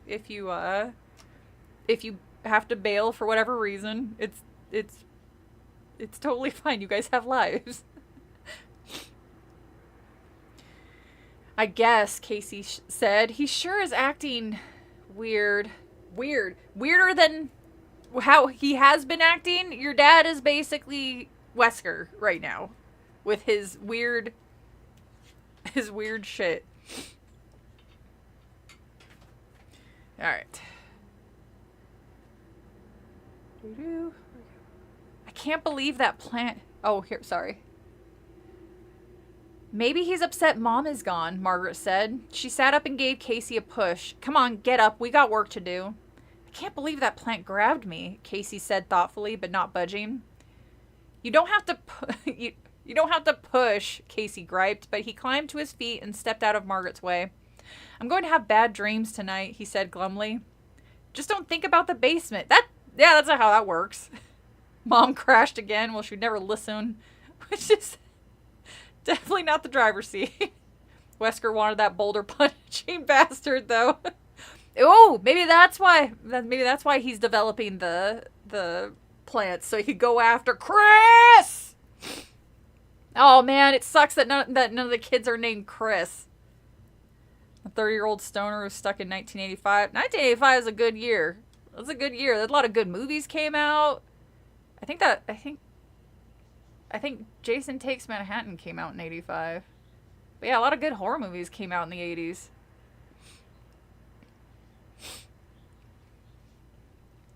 Okay. I'll eventually get through this page. That's really lame advice, she told herself, but what else could she say? She went up to her room thinking about how she missed her mother already. Then the scene in the basement with Casey trying to pull himself free of the enormous entwining plant tendrils played once again through her mind. With a shudder, she grabbed her textbook and threw herself onto her stomach on the bed. I thought she forgot her textbook at school.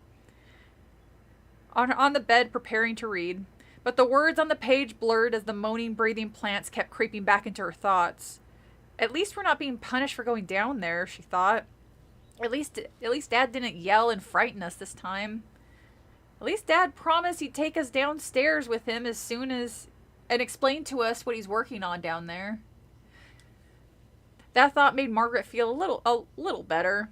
She felt better until the next morning when she awoke early and went downstairs to make breakfast. To her surprise, her father was already at work. The basement door was shut tight and a lock had been installed on the door.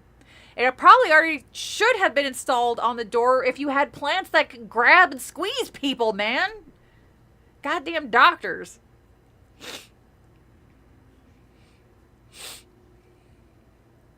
Now there's a surefire sign that your eye when a plant bud opens up. Emerges from the inside roaring, Chris! Or maybe he's growing Adas. Oh, is it? Chris, yours? Chris! The next Saturday afternoon, Margaret was up in her room, lying on the top of the bed, talking to her mom on the phone. I'm really sorry about Aunt Eleanor, she said, twisting the white phone cord around her wrist. Wow. Wow. Like the old phone cords, the little twisty phone cords. I remember those. I haven't thought about those in a million years. The surgery didn't go as well as expected, her mother said, sounding very tired. The doctor says she may have to have more surgery, but they have to build up her strength first. I guess this means you won't be coming home real soon, huh, Ma? Getting written out of the story again? Mrs. Brewer laughed. Don't tell me you actually miss me. I don't even have a first name, honey. Well, yes, Margaret admitted. She raised her eyes to the bedroom window. Two sparrows had landed outside on the window ledge and were chattering excitedly, distracting Margaret, making it hard to hear her mother over the crackling line from Tucson. How's your father doing? Mrs. Brewer asked. I spoke with him last night, but he only grunted. He probably, when she called, he's like, here, plant person, listen to my stupid wife talk. I'm busy. He doesn't even grunt to us, Margaret complained. She held her hand over her ear to drone out the chattering birds. He's hardly said a word. He's working really hard, Mrs. Brewer replied. In the background, Margaret could hear some kind of loudspeaker announcement. Her mother was calling from a payphone at the hospital. He never comes out of the basement, Margaret complained, a little more bitterly than she had intended. Your father's experiments are very important to him, her mother said. More important than we are? Margaret cried. She hated the whiny tone in her voice. She wished she hadn't started complaining about her dad over the phone. Her mother had enough to worry about at the hospital. Margaret knew she shouldn't make her feel even worse. Your dad has a lot to prove, Mrs. Brewer said, to himself and to others. I think he's working so hard because he wants to prove to Mr. Martinez and the others at the university that they were wrong to fire him. She makes it sound like he's making a goddamn, like, fertilizer bomb down there. He's even stopped hitting us. Dad's changed. Oh my god, you burned yourself. Are you okay? Rotisserie? The music from Phantom of the Paradise is great. Yes, it is, Lone Ronin. The music from Phantom of the Paradise is awesome. I like that movie. Or musical, I guess. Well, still. But we used to see him more before he was home all the time, Margaret complained. She could hear her mother sigh impatiently. Margaret, I'm trying to explain it to you. You're old enough to understand. Isn't she 12? I mean, she's still a little girl and she wants her dad, and her mom's gone dealing with like a sickness and her dad barely speaks to her. They're still kids. It's so weird when stories like this try to adult like young, like tweens, like 11 to like 14-year-old. They're still kids. It's ridiculous. Yeah, I like the Phantom's mask in Phantom of the Paradise. He's cool looking. Just a small burn. Okay, that's good. It does feature the guy that made music for the Muppets movie. That is hysterical, Darby. I didn't know that there was that connection. Okay. I'm sorry, Margaret said quickly. She decided to change the subject. He's wearing a baseball cap all of a sudden. Who, Casey? No, Mom, Margaret replied. Dad, he's wearing a Dodgers cap now. He never takes it off. Mrs. Brewer laughed too. Oh, I'm being called, she said. Gotta run. Take care, dear. I'll try to call back later. She's like, oh, your father's just balding. He's trying to hide it, honey. That's what guys do before they give up and just shave their whole head. A click, and she was gone. Margaret stared up at the ceiling, watching shadows from trees in the front yard move back and forth. The sparrows had flown away, leaving silence behind. Poor Mom, Margaret thought. She's so worried about her sister and had to go on and complain about Dad. Why did I do that? Because you're 12 and you miss your dad! Ugh. She sat up, listening to the silence. Casey was over at a friend's. Her dad was no doubt working in the basement, the door carefully locked behind him. Maybe I'll give Diane a call, Margaret thought. She reached for the phone, then realized she was hungry. Lunch first, she decided, then Diane. Or you can have Diane for lunch. She was annoying anyway. Maybe she's got juicy wings or thighs or whatever. She brushed her dark hair quickly, shaking her head at the mirror over her dressing table, then hurried downstairs. To her surprise, her dad was in the kitchen. He was huddled over the sink, his back to her. She started to call out, but stopped. What was he doing? Curious, she pressed against the wall, gazing at him through the doorway to the kitchen. Dr. Brewer appeared to be eating something. With one hand, he was holding a bag on the counter beside the sink. He went to McDonald's without her? That's so mean. You don't do that to a little kid. He was holding a bag on the counter beside the sink. As Margaret watched in surprise, he dipped his hand into the bag and pulled out a big handful of something and shoved it into his mouth. He got a large fry. McDonald's fries are the best, and he went and got them without the kids. That's not nice. Dad's a Yankees. Yeah, Dad's a Yankees fan. That's a good one.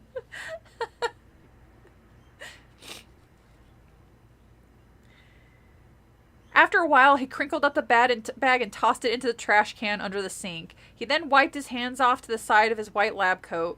Margaret quickly backed away from the door, tiptoed through the hall, and ducked into the living room. She held her breath as her father came into the hall, clearing his throat loudly. The basement door closed behind him. She heard him carefully lock it. When she was sure that he had gone downstairs, Margaret walked eagerly into the kitchen. She had to know what her father had been eating so greedily, so hungrily. Well, if he was down there all day, he's probably starving, so he's just shoving whatever he ate into his mouth. She pulled open the sink cabinet, reached into the trash, and pulled out the crinkled up bag. When she gasped aloud as her eyes ran over the label. Her father, she saw, had been devouring plant food. Dun, dun, dun. Crow. Worse, he went to Wendy's. Never go to McDonald's without somebody. That is just so mean. But they do have the best fries. I haven't been there in so long. Like, I can't remember the last time I had fast food. I guess it still counts. Like, I've had, Sonic has the best fries. Sonic? I remember, do they still have tater tots? I remember Sonic. I remember when I was a kid.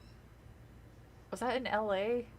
We went to Sonic every time. It was like a big thing. We're like, ooh, we'll go to Sonic and watch the people on the roller skates. We get tater tots that I believe I used to think were just breakfast items. The munchies hit Dr. Brewer hard. Yeah. He's like, well, shit, I don't have anything good, and Uber Eats doesn't exist yet, so I guess I'm eating the plant food. Should have done again. Power move. Eat the plant food right in front of the moving plants. Sorry, I can hear, while I was reading, I could hear Hildegard losing her shit. She'll sit and never been to Steak and Shake. Neither have I. Is that the place that I heard has good milkshakes? I don't remember. There was like one place. I had a friend that went on and on about some places milkshakes, or maybe it was Five Guys. I don't know, Five Guys maybe. Anyway, whew. You know who has the worst fries? Steak and Shake. Those aren't fries. Those are just hash browns. Are they like super thin or something? Like super thin French fries? All right, Chapter 8. You live super close to it. I only recently discovered that Del Taco is a real thing. Del Taco? It's like fast food Mexican food, I'm guessing, with the taco. Super thin fries. Yeah, I've never had it. Five Guys is overrated. This is just everybody hates. Like, tell me about the worst place that you've eaten at. Like, what was the one? Must eat, call friend later. What was this one? Was it gonna end one ghastly salad on the ground?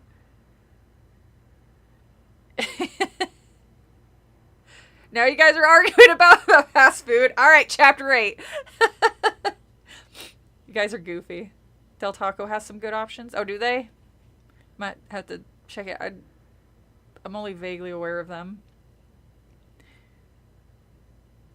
You passed by one. All right. Chapter 8. Margaret swallowed hard. Her mouth felt dry as cotton. She suddenly realized she was squeezing the sides of the counter so tightly her hand ached. Forcing herself to loosen her grip, she stared down at the half-empty plant bag food. Half-empty?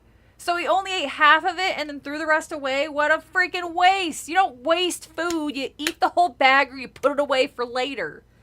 Jeez. She felt sick. She couldn't get the disgusting picture out of her mind. How could her dad eat mud? It's not mud, it's plant food. So, wait, was it like fertilizer that he was eating? Is that what they're saying that he was eating? He didn't just eat it, she realized. He shoveled it into his mouth and gulped it down like a pig. Or more like a duck, because ducks don't really chew. See, Jenny gets it. As if he liked it. As if he needed it. This is getting weird. Eating the plant food had to be part of his experiments, Margaret told herself. But what kind of experiments? What was he trying to prove with those strange plants he was growing? Yeah, gross. The stuff inside the bag smelled, like fertilizer. The stuff inside the bag smelled sour, like fertilizer. Margaret took a deep breath and held it. She suddenly felt sick to her stomach. Staring at the bag, she couldn't help but imagine what a disgusting muck inside must taste like. She nearly gagged. How could her own father shove this horrid stuff into his mouth? I mean, it could be worse. He could have walked in on him eating his own shit. I mean, this is gross, but not as bad as what it could be. Ugh. Sorry for that terrible image. That's what it sounds like she's describing the way. Still holding her breath, she grabbed the nearly empty bag, wadded it up, and tossed it back into the trash. She started to turn away from the counter when a hand grabbed her shoulder. Margaret uttered a silent cry and spun around. "Casey! I'm home," he said, grinning at her. "What's for lunch?" Later, after making him a peanut butter sandwich, she literally made him a sandwich. I hope she put the stuff in there. He's like, "Here, have the plant food too, asshole." Peanut butter M&Ms? $7 for a plain hot dog at Five Flat. $7? That is kind of... Is it at least like one of those ones where they're like super big, or they're just like the regular hot dogs that you get like a county fair or something? After she made him a peanut butter sandwich, just peanut butter? No jam or little slices of, what was it, bananas? That's it? Nothing else? Gross. Or even do the weird thing. I think I've heard people eat it with ketchup for some reason. People are weird. My nose is getting stuffed. She told Casey what she had seen, and he laughed. "It isn't funny," she said crossly. "Our own dad was eating dirt." Casey laughed again. For some reason, it struck him as funny. I mean, it is kind of funny.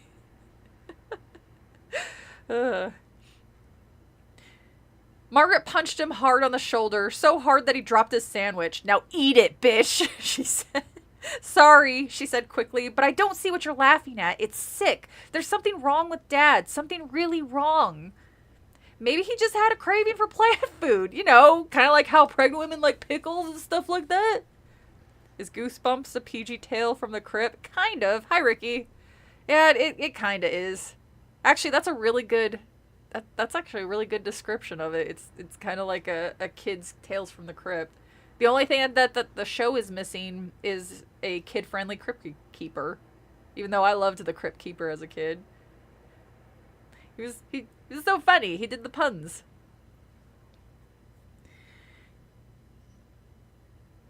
Casey cracked, still not taking her seriously. You know, like you get cravings for those honey roasted peanuts. You know, honey roasted peanuts, literal dirt. It's the same thing. "That's different," Margaret snapped. "Eating dirt is disgusting. Why won't you admit it?" "Casey, do you eat dirt too? Are you and Dad real weird with the dirt eating?" I saw a vid that showed peanut butter and bananas, then bacon and both sides of the bread fried in butter. I could feel each valve of my heart shut down. Yeah, I think my valves shut down just reading that. Maybe Dad's growing weed. Yeah. That's really aggressive weed. Before Casey could reply, Margaret continued, letting all of her unhappiness out at once. Don't you see? Dad has changed. A lot. Even since Mom has been gone. He spends even more time down in the basement. That's because Mom isn't around, Casey interrupted.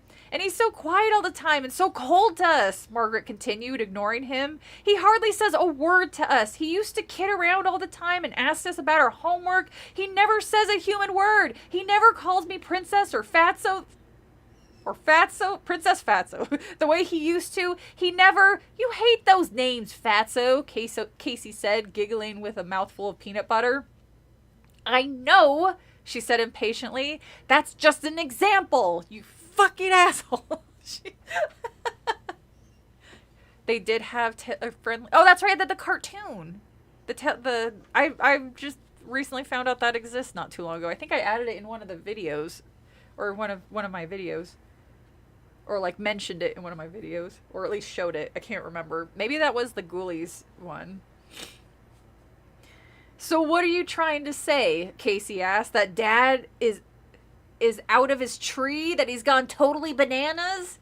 I don't know, Margaret answered in frustration. Watching him gulp down that disgusting plant food, I had this horrible thought that he's turning into a plant. Casey jumped up, causing his chair to scrape back across the floor. He began staggering around the kitchen, zombie-like, his eyes closed, his arms outstretched stiffly in front of him. I am the incredible plant man, he declared, trying to make his voice sound deep and bold. Not funny, Margaret insisted. Why don't you start a podcast? You're so not funny.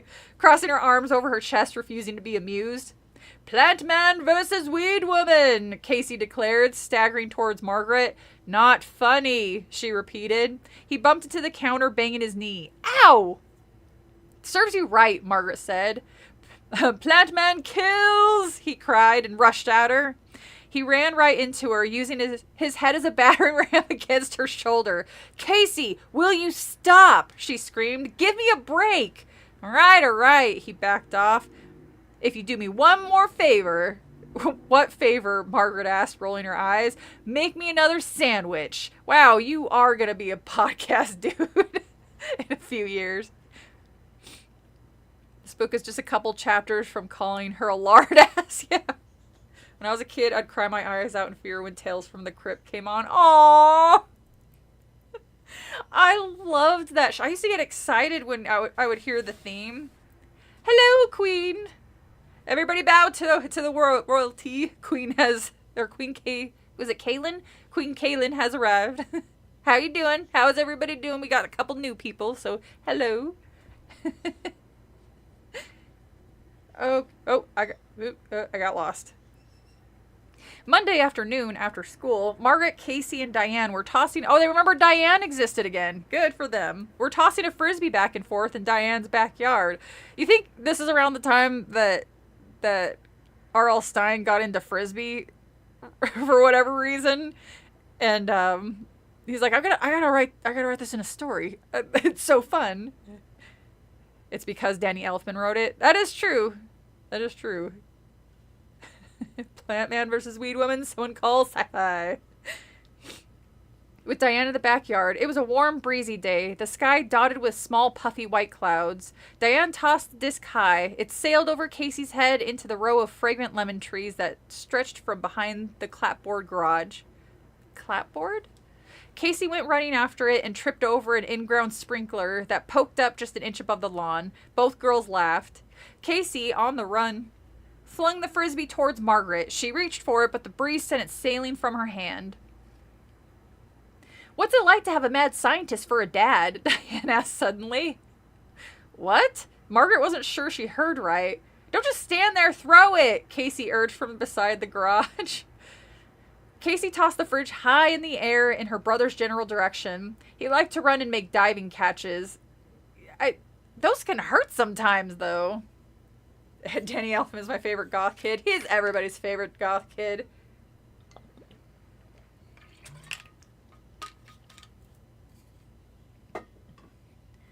Whew.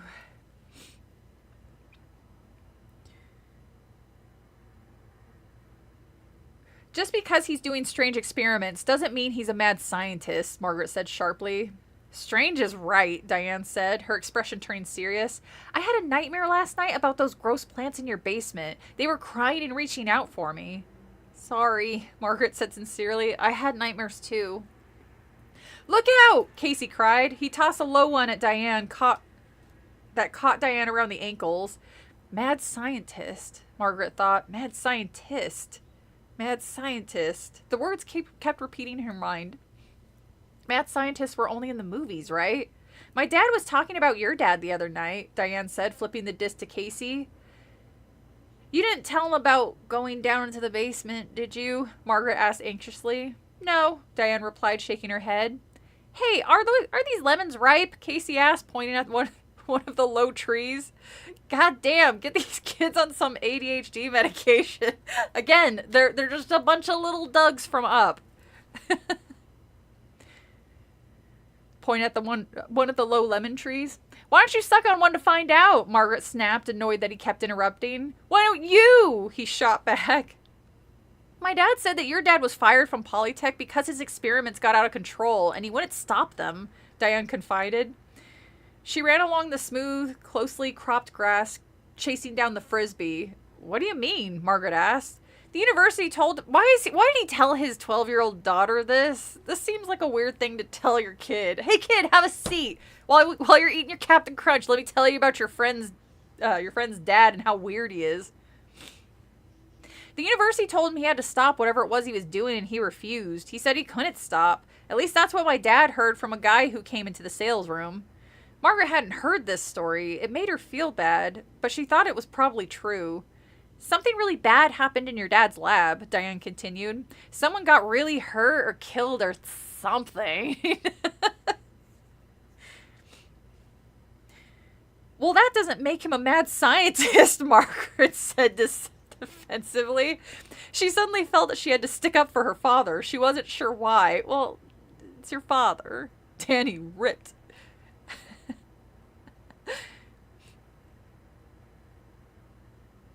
I'm just telling you what I heard, Diane said, tossing back her red hair. You don't have to bite my head off. They played for a few more minutes. Diane changed the subject and talked about some kids they knew who were 11 but were going out. It's 11 but going out. All right.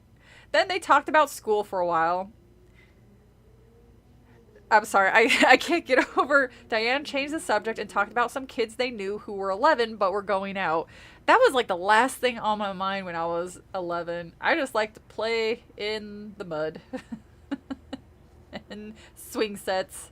And doing backflips off of stuff at recess. My God, the fact that I didn't land on my neck. The shit that I did. God. I'm surprised. I'm surprised I can still walk.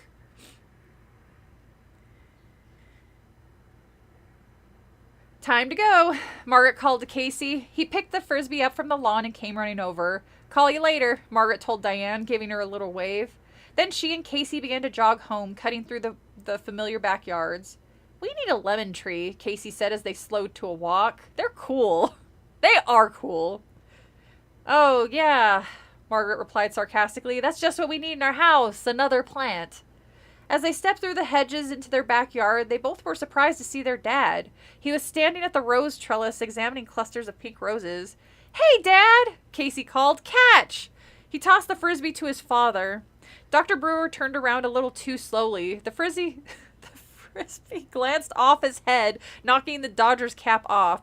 His mouth opened wide in surprise. He raised his hands to cover his head, but it was too late. Margaret and Casey both shrieked in surprise as they saw his head.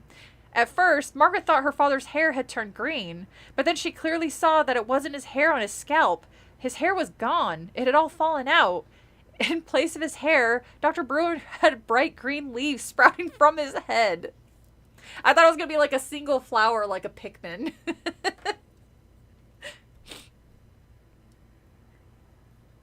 Ooh, we're at chapter 9 already. I'm not halfway there, but we're really kicking ass so far. God, that sounded like such an old, like a dad thing to say. You know, something like Dr. Brewer should be saying instead of being like a weird plant guy. Dad's a Pikmin? They're so cute. I love Pikmin. All right, chapter 9. Kids, it's okay. It's a new thing I'm trying out instead of hair plugs. Rogaine claims another victim. Yeah. He bent down quickly and picked up the baseball cap and replaced it on his head. A crow flew low overhead, cawing loudly. Margaret raised her eyes to follow the bird, but the sight... Really?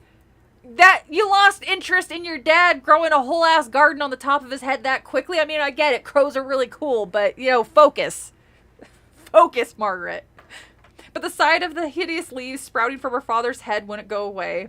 Her whole head began to itch as she imagined what it must feel like to have leaves uncurling from your scalp. It's okay, really, Dr. Brewer repeated, hurrying over to them. But Dad, your head, Casey stammered. He suddenly looked very pale. Margaret felt sick. She kept swallowing hard, trying to ride out the waves of nausea. Come here, you two, Come here, you two, their father said softly, putting his arms around each of their shoulders. Let's sit down in the shade over there and have a talk. I spoke to your mom on the phone this morning. She told me you're upset about my work. It's okay, kid. I'm Pikmin pilled. Do birds pop up in every video? Apparently they do. I read ahead. Your head, it's all green, Casey repeated. I know, Dr. Brewer said, smiling. That's why I put on the cap. I didn't want you two to worry.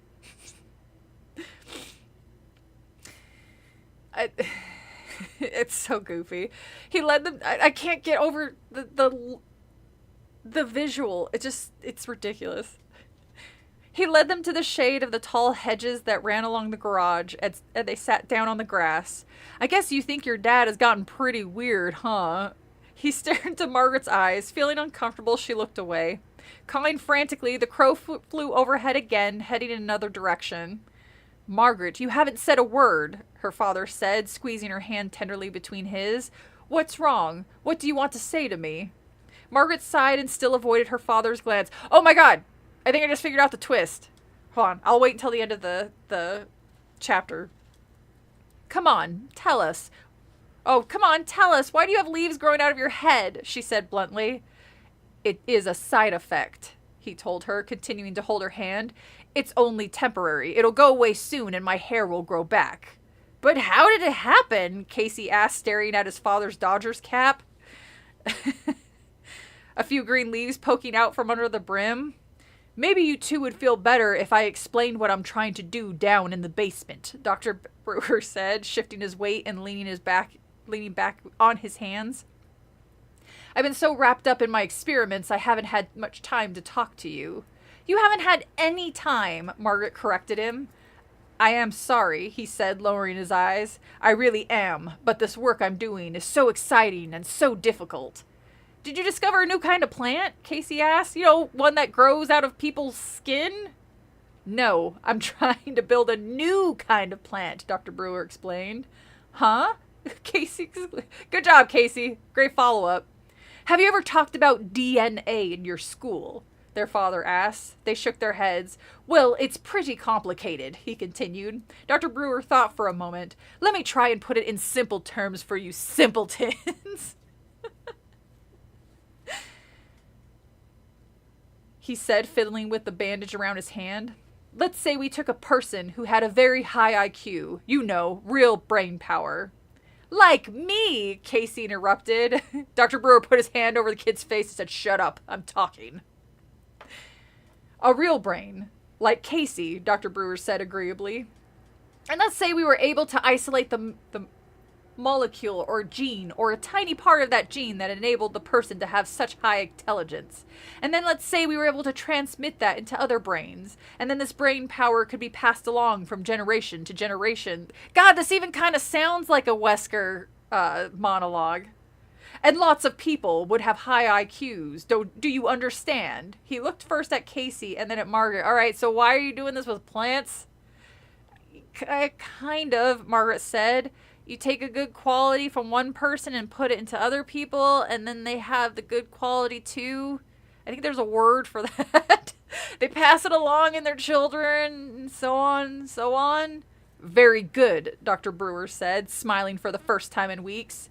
That's what a lot of botanists do with plants. They try to take the fruit-bearing building block from one plant and put it into another, create a new plant that will bear 5 times as much fruit, or 5 times as much grain, or vegetables.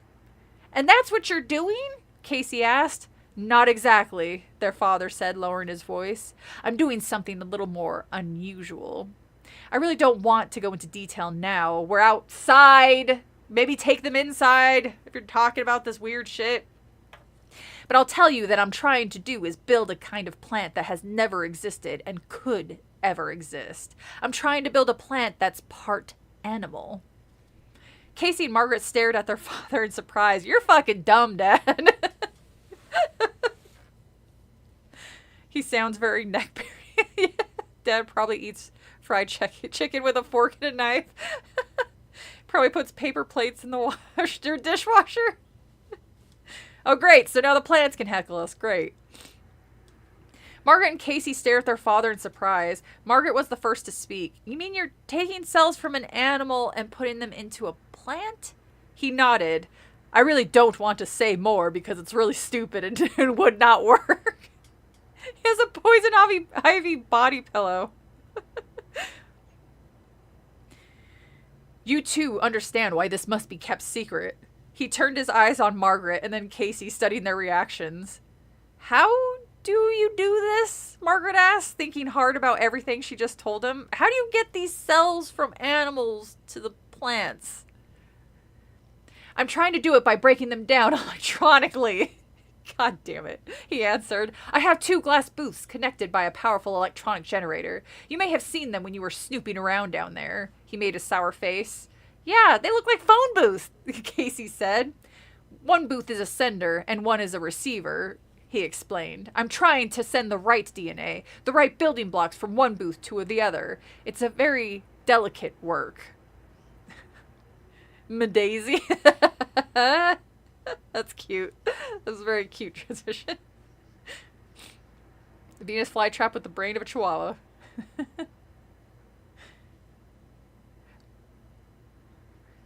And have you done it? Margaret asked. I've come very close, Dr. Brewer said, a pleased smile across his face. The smile lasted only a few seconds, then his expression thoughtful, he abruptly climbed to his feet. Gotta get back to work, he said quietly. See you two later. See you losers later. I'm gonna go do science. He started walking across the lawn, taking long strides. But Dad, Margaret called after him. She and Casey climbed to their feet too. Your head, the leaves, you didn't explain it, she said as if her brothers hurried up to catch him. Dr. Brewer shrugged. Nothing to explain, he said. It's just a side effect. He adjusted his Dodgers cap.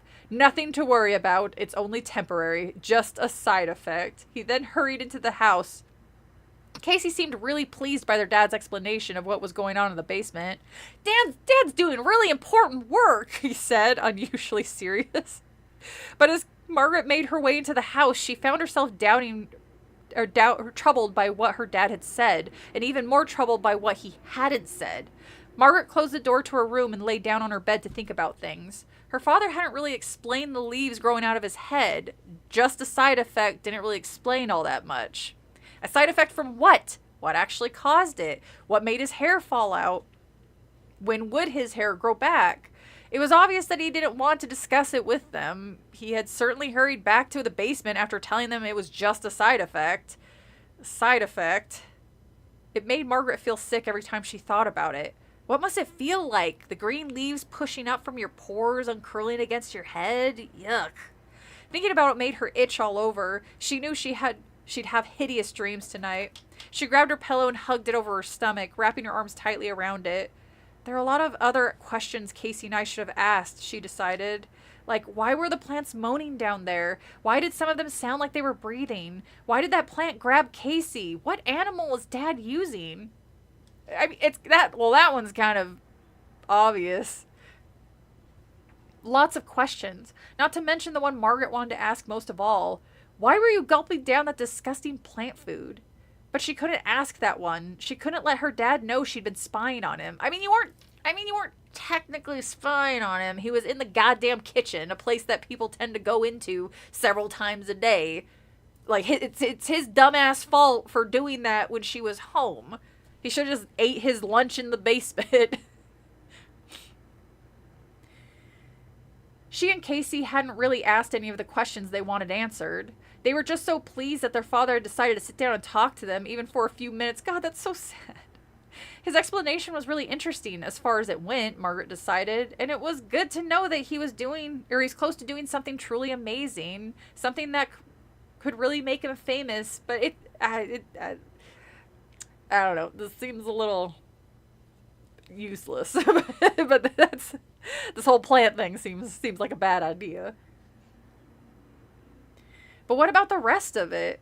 A frightening thought entered her mind. Could he have been lying to them? No, she quickly decided. Dad wouldn't lie to us. There was just questions he hadn't answered yet. She was still thinking. They forgot to add the S. So instead of still, it's till. She was still thinking about all these questions late that night. After dinner, after talking to Diane on the phone for an hour, after homework, after watching a little TV, after going to bed. She was puzzling them over. When she heard her father's soft footsteps coming up the carpeted stairs, she sat up in bed. A soft breeze fluttered the curtains across the room. She listened to her father's footsteps pass her room, heard them go into the bathroom, heard the water begin to run into the sink. I've got to ask him, she decided. Glancing at the clock, she saw that it was 2:30 in the morning, but she realized she was wide awake. I've got to ask him about the plant food. This is the perfect time to ask. In the middle of the night with no witnesses. Ask him about stuff that you shouldn't have seen. Great idea. Otherwise, it would drive me crazy. I'll think about it and think about it and think about it. Every time I see him, I'll picture him standing over the sink, shoving handful after handful into his mouth. There's got to be a simple explanation. Like, he's just weird. I mean, it could just be weird. She padded softly down the hallway, a silver light escaping through the bathroom door, which was slightly ajar. Water still ran into the sink. She heard him cough and then heard him adjust the water. I have to know the answer, she thought. I'll just ask him point blank. I hope he's watering his head. He's just like going like this. She stepped into the narrow triangle of light and peered into the bathroom. He was standing at the sink, leaning over it, his chest bare, his shirt tossed behind him on the floor. He had put the baseball cap on the closed toilet lid, and the leaves covering his head shone brightly under the bathroom light. Margaret held her breath. The leaves were so green, so thick. He didn't notice her. He was concentrating on the bandage on his hand. Using a small scissor, he cut the bandage and pulled it off. The hand was still bleeding, Margaret saw. Or was it? What was that dripping from the cut on her father's hand? Still holding her breath, she watched him wash it off carefully under the hot water. Then he examined it, his eyes narrowed in concentration. After washing, the cut continued to bleed. Margaret stared hard, trying better to focus her eyes. It couldn't be blood, could it? It couldn't be dripping. It couldn't be blood dripping in the sink. It was bright green! Oh my god! He's an alien! We're just gonna do this. He's a plant photosynthesizing in front of the kids. She gasped and started to run back to her room. The floor creaked under her footsteps. Who's there? Dr. Brewer cried. Margaret! Casey! He poked his head into the hallway as Margaret disappeared back into her room. He saw me, she realized, leaping into bed. He saw me and now he's coming after me. So I wonder... That was the end of the chapter, by the way. I wonder if this guy is not the dad, if the one who reached out and grabbed Casey in the beginning was actually the dad. So this is like a plant guy who's trying to become the dad, but he's like, well, damn, I can't get rid of my little plant hair.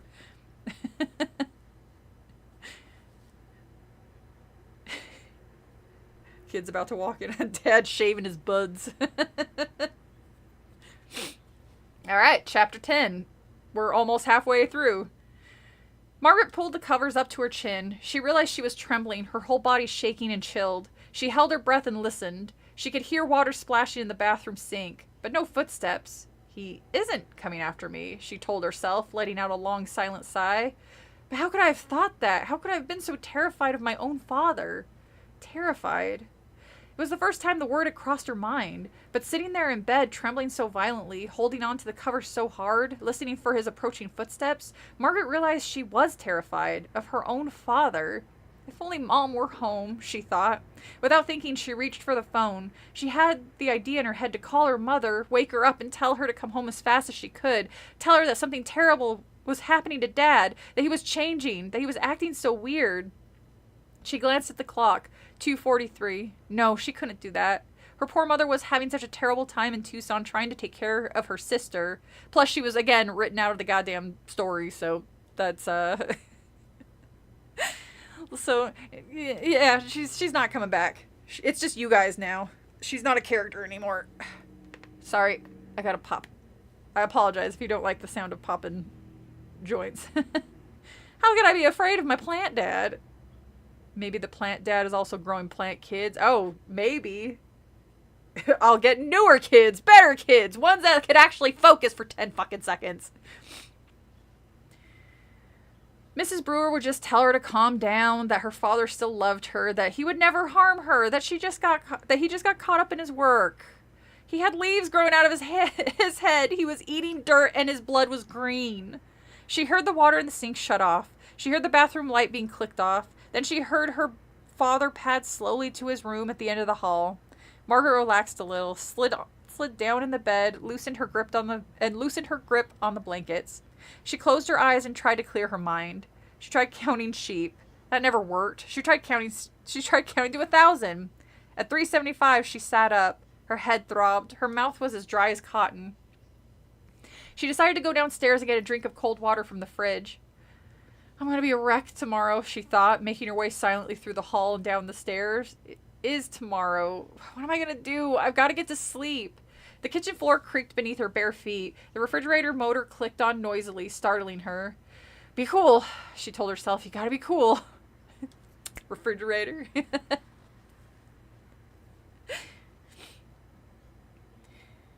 She had opened the refrigerator and was reaching for a bottle of water when a hand grabbed her shoulder. She cried out and dropped the open bottle to the floor, ice-cold water puddling around her feet. She leaped back, but her feet were soaked. Casey, you scared me, she exclaimed. What are you doing up? What are you doing up? He replied, half asleep, his blonde hair matted against his forehead. I couldn't sleep. Help me mop up this water. I didn't spill it, he said, backing away. You mop it up. You made me spill it, Margaret declared shrilly. She grabbed a roll of paper towels off the counter and handed him a wad. Come on, hurry. They both got down on their knees and by the light from the refrigerator began mopping up the cold water. I just keep thinking about things, Casey said, tossing a soaking wad of paper towels onto the counter. That's why I can't sleep. Me too, Margaret said, frowning. She started to say something else, but a sound from the hallway stopped her. It was a cry, a moan filled with sadness. What was that? Casey's eyes filled with fear. They heard it again. Such a sad sound, like a plea, a mournful plea. It's coming from the basement, Margaret said. Do you think it's a plant? No, it's the hamster he keeps down there. Aw.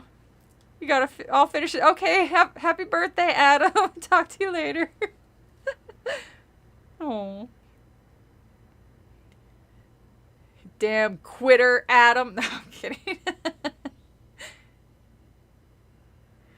Margaret didn't answer. She crouched on her knees, not moving but listening. Another moan, softer this time, just as mournful.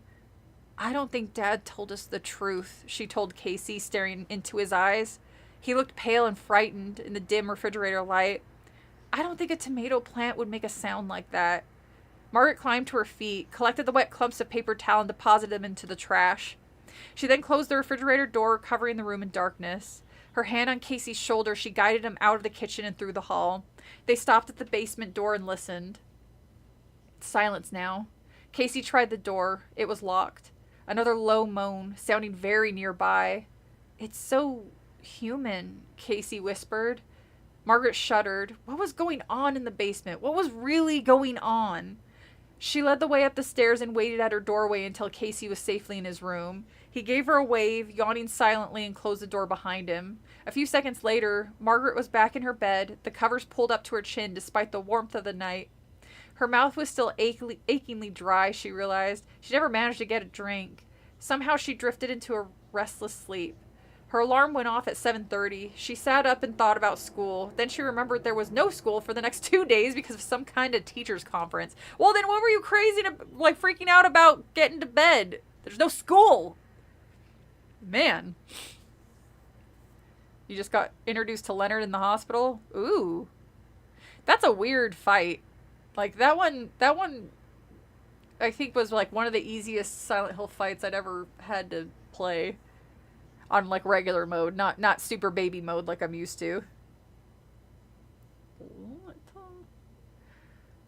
She turned off the clock radio, slumped back onto her pillow, and tried to go back to sleep, but she was awake now, thoughts of the night before pouring back into her mind, flooding her with the fear she had felt just a few hours earlier.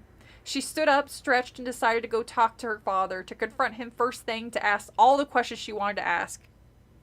If I don't, he'll disappear down in the basement, and I'll sit around thinking about these frightful thoughts all day, she told herself. I don't want to be terrified of my own father. I don't. She pulled a light cotton robe over her pajamas, found her slippers in a clustered closet, and stepped out into the hallway. It was hot and stuffy in the hall, almost suffocating. Pale morning light filtered down from the skylight overhead. She stopped in front of Casey's room, wondering if she should wake him up so he could ask their father questions too. No, she decided. The poor guy was up half the night. I'll let him sleep. Taking a deep breath, she walked the rest of the hall and stopped at her parents' bedroom. The door was open. Dad? No reply. Dad, are you up? She stepped into the room. Dad? He didn't seem to be there. The air in here was heavy and smelled strangely sour. The curtains were drawn. The bedclothes were rumpled and tossed down on the foot of the bed. Margaret took a few steps toward the bed. Dad? No, she had missed him. He was probably already locked in his basement workroom, she realized unhappily. He must have gotten up very early and... What was that in the bed? Margaret clicked on the dresser lamp and stepped up beside the bed. Oh no, she cried, raising her hands to her face in horror. The bed sheets were covered with a thick layer of dirt. That's not super horrifying. That's Dad apparently went digging in the backyard and then went to sleep. Margaret stared down at it, not breathing, not moving. The dirt was black and appeared to be moist, and the dirt was moving. Moving? It can't be, Margaret thought. That's impossible. She leaned down to take a closer look at the layers of dirt. No, the dirt wasn't moving. The dirt was filled with moving insects and long brown earthworms, all crawling through the wet black clumps that lined her father's bed. Man, Dad has gotten into some real weird shit recently. How am I still here?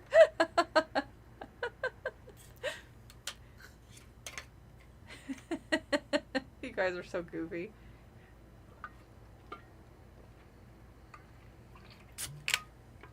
Ooh.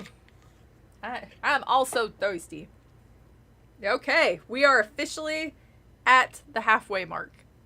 Not too bad for just a couple hours. Not too bad. I think we're on course for the regular 4 hour whatever. All right. Chapter 11.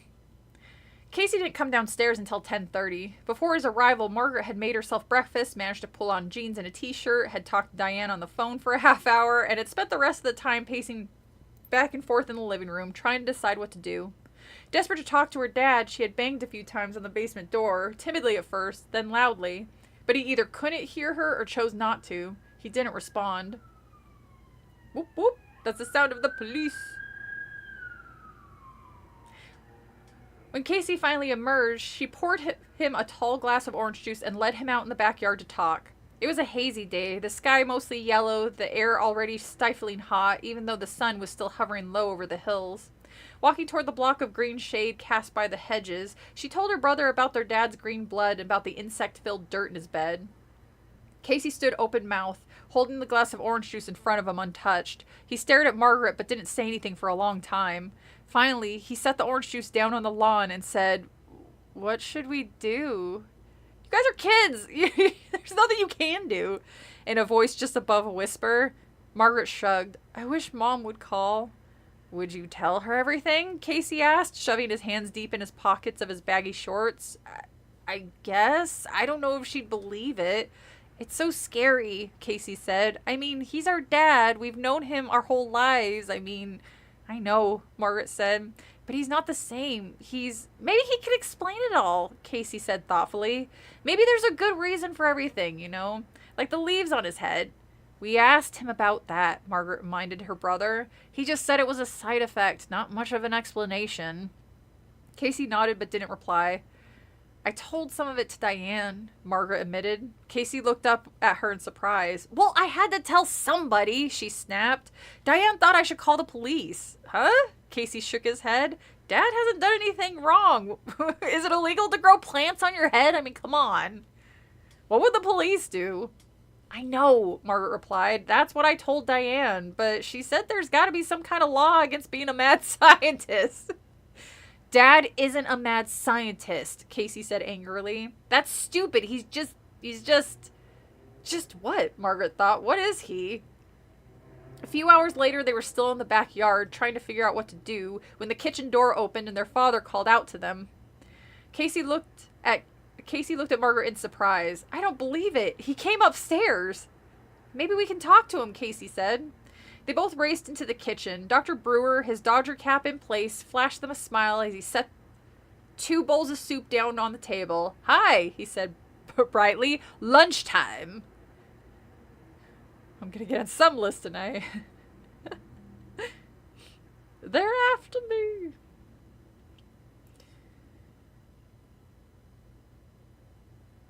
You made us lunch? Casey exclaimed, unable to conceal his astonishment. Dad, we've got to talk, Margaret said seriously.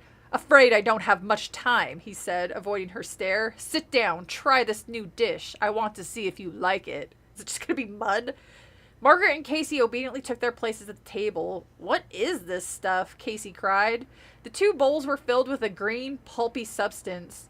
It looks like green mashed potatoes, Casey said, making a face. It's something different, Dr. Brewer said mysteriously, standing over them at the head of the table. Go ahead, taste it. I bet you'll be surprised. I'm aware of the Stokes thanks to Looney Tunes. What? Hello, police. Arrest this Pikmin. Dad, you've never made us lunch before, Margaret said, trying to keep the suspicion out of her voice. I just want you to try this, he said, his smile fading. You're my guinea pigs. That's not... okay. We have some things we want to ask you, Margaret said, lifting her spoon, but not eating the green mess. Your mother called this morning, their father said. When? Margaret asked eagerly. Just a short while ago. I guess you were outside and didn't hear the phone ring. What did she say? Casey asked, staring down at the bowl in front of them. Aunt Eleanor is doing better. She's been moved out of intensive care. Your mother may be able to come home soon. Great! Margaret and Casey cried in unison. Eat, Dr. Brewer instructed, pointing to the bowls. Aren't you gonna have some? Casey asked, rolling his spoon around in his fingers. No, her father replied. I already ate. Delicious mud. He leaned with both hands against the tabletop. Margaret saw that his cut hand was freshly bandaged. Dad, last night, she started, but he cut her off. Eat, will you? Try it. But what is it? Casey demanded, whining. It doesn't smell too good. I think you'll like the taste, Dr. Brewer insisted impatiently. It should taste very sweet. He stared at them, urging them to eat the green stuff. So he's just sitting there like this, just staring at them. That's not intimidating at all for a bunch of 12-year-olds. She staring into the bowl of the mysterious substance. Margaret was suddenly frozen with fear. He's too eager for us to eat this, she thought, glancing up at her brother. He's too desperate. He's never made lunch before. Why did he make this? And why won't he tell us what it is? What's going on here? She wondered. And Casey's expression revealed that he was wondering the same thing.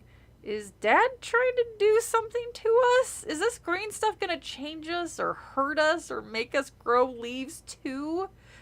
What crazy thoughts, Margaret realized. Really? So she's thinking all of this the whole time he's just staring at her? Dad, you burn cereal just like Geny. Hey, I am a good cook. It's just, I'm the only... Oh my god, my cockatiel's still awake. I just heard her yell out. I wonder if she heard me. I might bring one of them in here in a minute, just to kind of separate them. And you guys can see Rufio, or oh my god, I can't believe I'm blanking on my own animal's name. Hildegard. There it is. I'm tired and I'm hungry. I'm totally gonna eat something after all this. But not whatever this goo shit is. But she also realized that she was terrified of whatever this stuff was he was trying to feed them. What's the matter with you two? Their father cried impatiently. He raised his hand in an eating gesture. Pick up your spoons. Come on. What are you waiting for? Margaret and Casey raised their spoons and dropped them into the soft green substance. But they didn't raise the spoons to their mouths. They couldn't. Eat. Eat, Dr. Brewer screamed, pounding the table with his good hand. What are you waiting for? Eat your lunch. Go ahead. Eat it. He's given us no choice, Margaret thought. Her hand was trembling as she reluctantly raised the spoon to her mouth. Yeah, if someone was that desperate to get me to eat something but wouldn't tell me what the fuck it was, I was like, oh, you... It's like, no, you put a body fluid in this definitely, and I'm not gonna eat it. This is like a weird thing for you. I'm not doing that. No, kids, I just want to poison you without getting caught.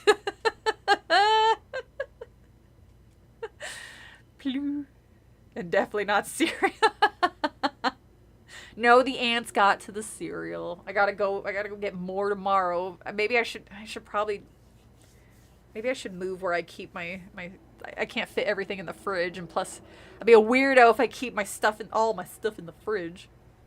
It's like, why do you keep your cereal in the fridge? Because ants keep eating them. That's why. All right. Chapter 12. Go ahead, you'll like it, Dr. Brewer insisted, leaning over the table. Ugh. Casey watched as Margaret raised the spoon to her lips. The doorbell rang. Who could that be? Dr. Brewer asked, very annoyed at the interruption. I will be right back, kids. He lumbered out the front hall. Saved by the bell, Margaret said, dropping the spoon back into the... That's such a 90s thing. Back in the bowl with a sickening plop. This stuff is disgusting, Casey whispered. It's some kind of plant food or something. Yuck.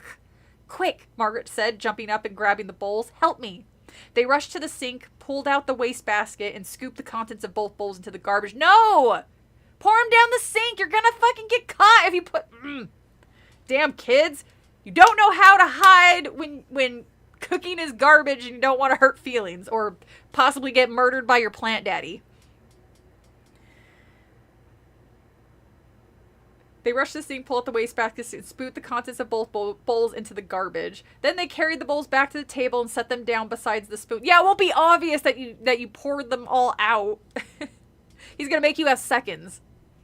Let's go see who's at the door, Casey said, I guess completely forgetting this really weird scene that just happened.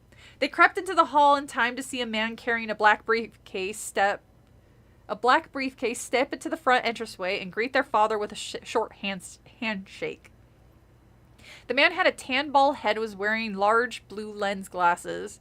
He had a brown mustache and was wearing a navy blue suit with a red and white striped tie. Mr. Martinez, their father exclaimed. What a surprise. That's Dad's old boss from Polytech, Margaret whispered to Casey. I know, Casey said peevishly. I said weeks ago I'd come.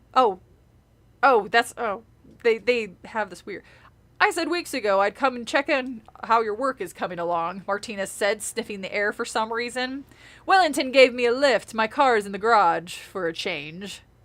Well, I'm not ready, Dr. Brewer stammered, looking very uncomfortable even from Margaret's vantage point behind him. I wasn't expecting anyone. I mean, I don't think this is a good time. No problem, I'll just have a quick look, Martinez said, putting his hand on Dr. Brewer's shoulders as if to calm him. I've always been so interested in your work, you know that, and you know that it wasn't my idea to let you go. The board forced me, they gave me no choice. But I'm not giving up on you, I promise you that. Come on, let's see what kind of progress you're making. I don't believe you, Mr. Martinez. Zach Morris is trash. Yeah, a lot of people are not that great in that show. But again, it was 90s, different time. Well, Dr. Brewer couldn't hide his displeasure at Mr. Martinez's surprise appearance. He scowled and tried to block the path to the basement steps. At least it seemed that way to Margaret, who watched silently beside her brother.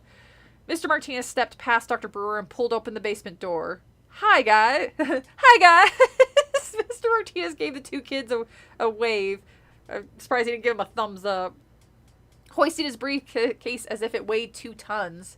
Their father looked surprised to see them there. Did you kids finish your lunch? Yeah, it was pretty good, Dad. The answer seemed to please Dr. Brewer. Adjusting the brim of his Dodgers cap, he followed Mr. Martinez. I keep forgetting he has that stupid cap on. He followed Mr. Martinez into the basement, carefully closing and locking the door behind him. Maybe he'll give Dad his job back and he'll stop being a fucking weirdo. Probably not, though.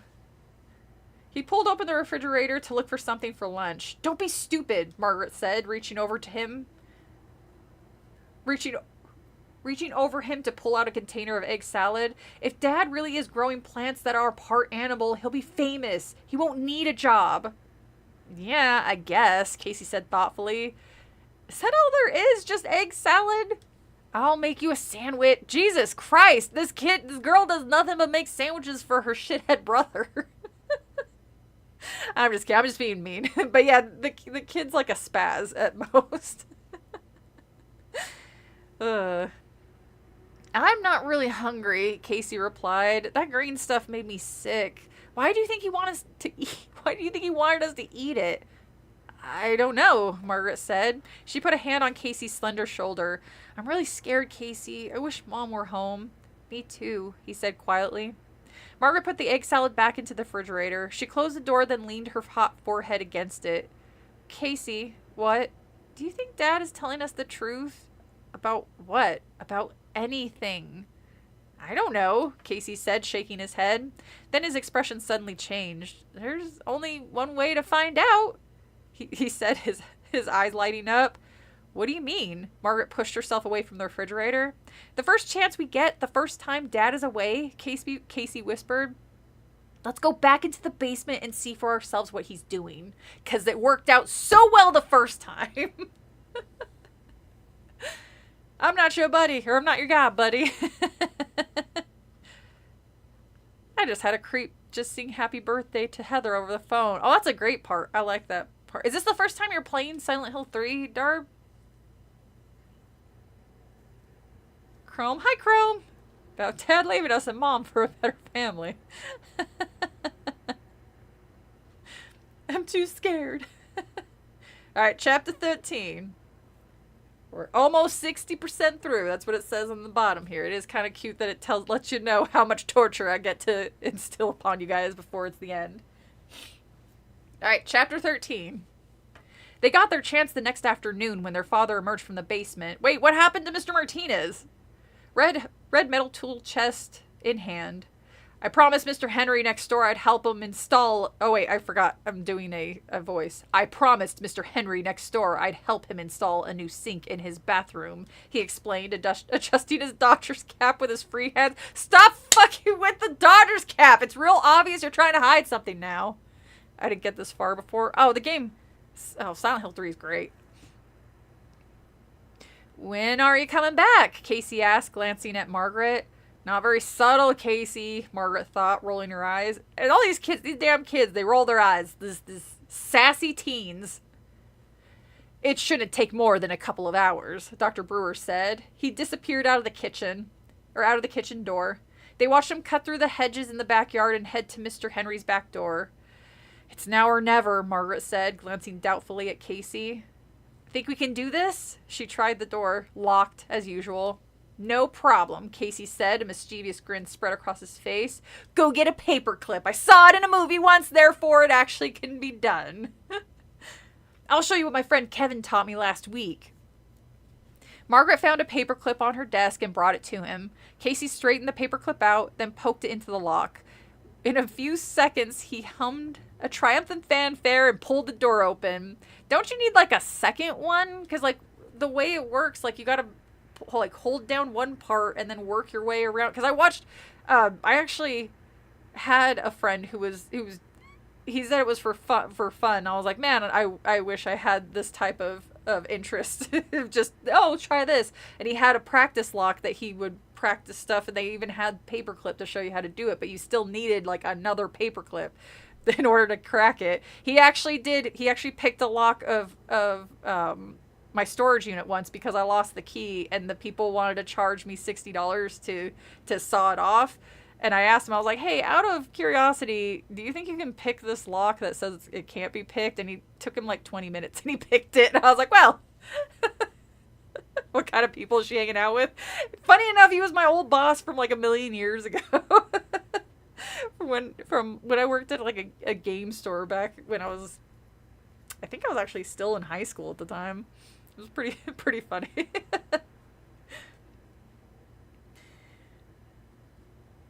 All right, where was I? Now you're an expert lock picker, huh? How convenient for the plot. Your friend Kevin is a good guy to know, Margaret said, shaking her head. Casey grinned and motioned for Margaret to go first. Okay, let's not think about it. Let's just do it, Margaret said, summoning her courage and stepping into the landing. A few seconds later, they were in the basement. Knowing a little of what to expect down there... Actually, a seconds later, did they take it two at a time? They were jumping on each landing? Knowing a little of what to expect down there didn't make it any less frightening. They were hit immediately by the blast of steamy hot air. The air, Margaret realized, was so wet and thick that droplets immediately clung to her skin. It must be in New Orleans during the summertime. Ugh, that type of humidity, man. I don't know how anybody does it. Imagine all the evil things you can do with that ability.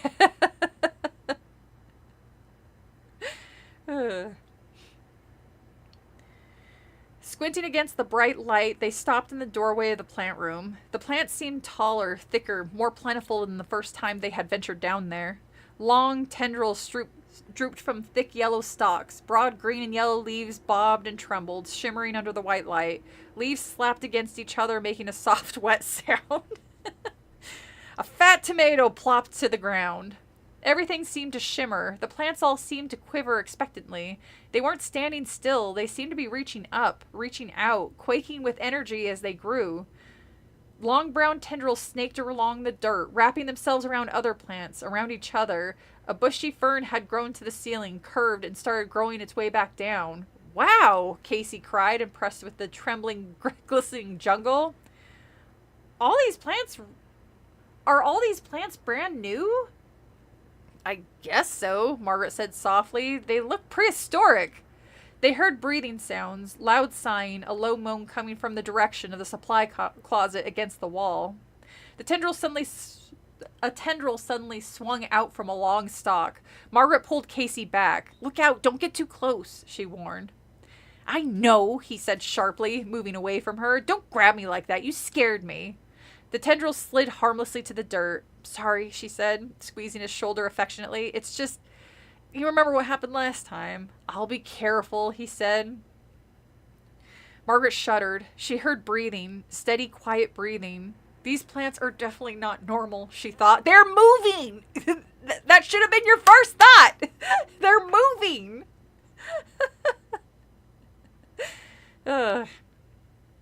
She took a step back, letting her eyes roam over the amazing jungle of slithering, sighing plants. Slithering, sighing plants sounds like an indie band name.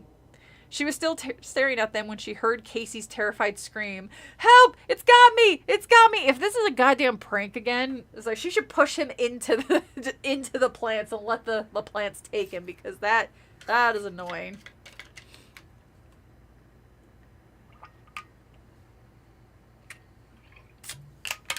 Woo. I should have drank more water before I started the stream. I always get Get it. Way to crack that case wide open, yeah. The plants are lesser living beings. Aww. Chapter 14. Margaret uttered a shriek of terror and spun from the plants to find her brother. Help! Casey cried. Gripped with fear, Margaret took a few steps towards Casey, then saw the small gray creature scampering across the floor. She started to laugh. Casey, it's a squirrel. I want the squirrel's mouth to open. like like a predator, like, ah! And attack the kids. What? His voice was several octaves What? His voice was several octaves higher than normal. It grabbed my ankle. Look, Margaret said, pointing. It's a squirrel. Look how scared it is. It must have run right into you. Oh, Casey sighed. The color began to return to his ash gray face. I thought it was a plant. Right, a furry gray plant, Margaret said, shaking her head. Her heart was still thudding in her chest. You sure gave me a scare, Casey.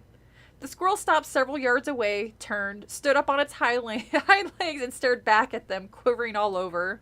How did a squirrel get down here? Casey demanded, his voice still shaky. Margaret shrugged. Squirrels are always getting in, she said. Remember that chipmunk we couldn't get rid of? Alvin? She glanced over at the small ground level window at the top of the opposite wall. That window, it's open. She told Kate. Well, shit. Why is he's locking the door, but there's a window that's open that the kids could get into. God damn it. My cactus talks to me.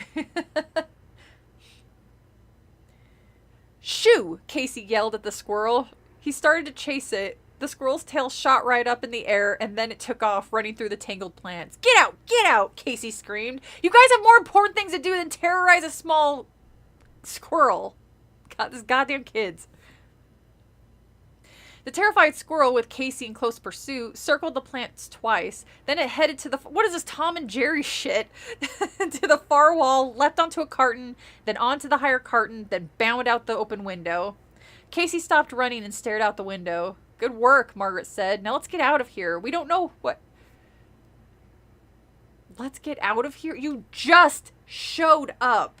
We don't know what anything is. We have no idea what to look for. So we can't tell if Dad is telling the truth or not. She started towards the stairs but stopped when she heard a bumping sound. Casey, did you hear that? She searched for her brother, but he was hidden by the thick leaves of plants. Casey? Yeah, I heard it, he answered, still out of her view. It's coming from the supply closet. That's not suspicious at all. Squirrel! Yeah, there's a literal squirrel! That's a good catch, Dave. There was a literal squirrel, and it did distract the kids from what they were doing. That's really fucking funny. The loud thumping made Margaret shudder. It sounded to her exactly like someone banging on the closet wall. Casey, let's check it out, she said. No reply. The banging got louder. Casey? Why wasn't he answering her? Casey, where are you? You're frightening me. Margaret called, moving closer to the shimmering plants. Another tomato plopped to the ground. So near her foot, it made her jump. Despite the intense heat, she suddenly felt cold all over. Casey? Margaret, come here, I found something, he said finally. He sounded uncertain, worried. She hurried around the plants and saw him standing in front of the work table beside the supply closet. The banging from the closet had stopped. Casey, what's the matter? You scared me, Margaret scolded. She stopped and leaned against the wooden work table. Look, her brother said, holding up a dark folded up bundle. I found this on the floor, shoved under this work table. What is it? Margaret asked. Casey unfolded it. It was a suit jacket, a blue suit jacket, and a red and white striped necktie was folded inside of it. It's Mr. Martinez's, Casey said, squeezing the collar of the wrinkled jacket between his hands. It's his jacket and tie. So, alright, so Dad and Mr. Martinez are more than just work buddies. I mean, this is something between our mom, our dad, and Mr. Martinez. We're kids, we do not need to be in the middle of this. Margaret's mouth dropped open into a wide O of surprise. You mean he left it here? If he left it, why was it bundled up and shoved back under the table? Casey asked. Margaret stared at the jacket. She ran her hand over the silky striped tie. Did you see Mr. Martinez leave the house yesterday afternoon? Casey asked. No, Margaret answered. But he must have left. I mean, his car is gone. He didn't drive, remember? He told Dad he got a lift. Okay, so your dad's an idiot if he kidnapped this dude to turn him into a plant person because he was dropped off by a witness. Unless the dad went and got the guy who dropped him off. He has a witness. I dropped him off at Mr. Brewer's house and now suddenly he disappeared. Your dad is a genius scientist, but he's an idiot. Idiot.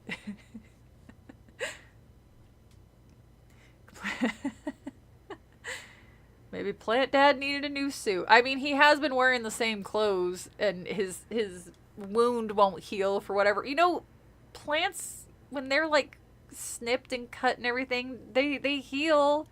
They heal just like skin does. So I don't quite understand why unless his DNA is literally being falling apart, like he was exposed to too much radiation. I don't know. Margaret raised her eyes from the wrinkled jacket to her brother's worried face. Casey, what are you saying? That Mr. Martinez didn't leave? That he was eaten by a plant or something? That's ridiculous. He's like, no, I didn't say that. Margaret didn't have a chance to... Oh, then why was his coat and tie hidden like that? Casey demanded. Margaret didn't have a chance to respond. They both gasped as they heard loud footsteps on the stairs. Someone was hurrying down the basement. Hide, Margaret whispered. Where? Casey asked, his eyes wide with panic. These kids are dumb. Cheating? Yeah. It can't be that Dad is cheating on Mom with Mr. Martinez. It has to be that he fed Mr. Martinez to one of his giant plants. That he somehow managed to splice human DNA with to turn them into like weird T-virus shit. I don't know exactly what they're trying to get at here. Margaret leaped up onto the carton, then pulled herself through the small open window. A tight squeeze, but she struggled out onto the grass. Did they lock the door behind them? Because it's going to be real obvious to their dad that they got back in there. A tight squeeze, but she struggled out onto the grass. Then she turned around to help Casey. That squirrel turned out to be a friend, she thought, tugging her brother's arms as he scrambled out of the basement. It showed us the only escape route. The afternoon air felt quite cool compared to the steamy basement. Breathing hard, they both squatted down to peer into the window. Who is it? Casey whispered. Who do you think? Margaret didn't have to answer. They both saw their father step into the white light, his eyes searching the plant room. Why did he come back? Casey asked. Shh. Margaret held her finger to her lips. She then climbed to her feet and pulled Casey towards the back door. Come on, hurry. The back door was unlocked. They stepped into the kitchen just as their father emerged from the basement. A concerned expression on his face. Hey, there you are, he exclaimed. Hi, Dad, Margaret said, trying to sound casual. Why'd you come back? I had to get more tools, he answered, studying their face. He eyed them suspiciously. Where were you two? Out in the backyard, Margaret said quickly. We came in when we heard the back door slam. Wait. We were in the backyard and we came in when we heard the back door slam.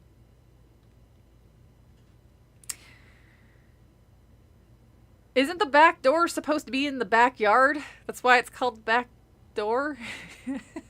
Damn, you kids are so bad at lying. But so is your dad, so I guess it just runs in the family.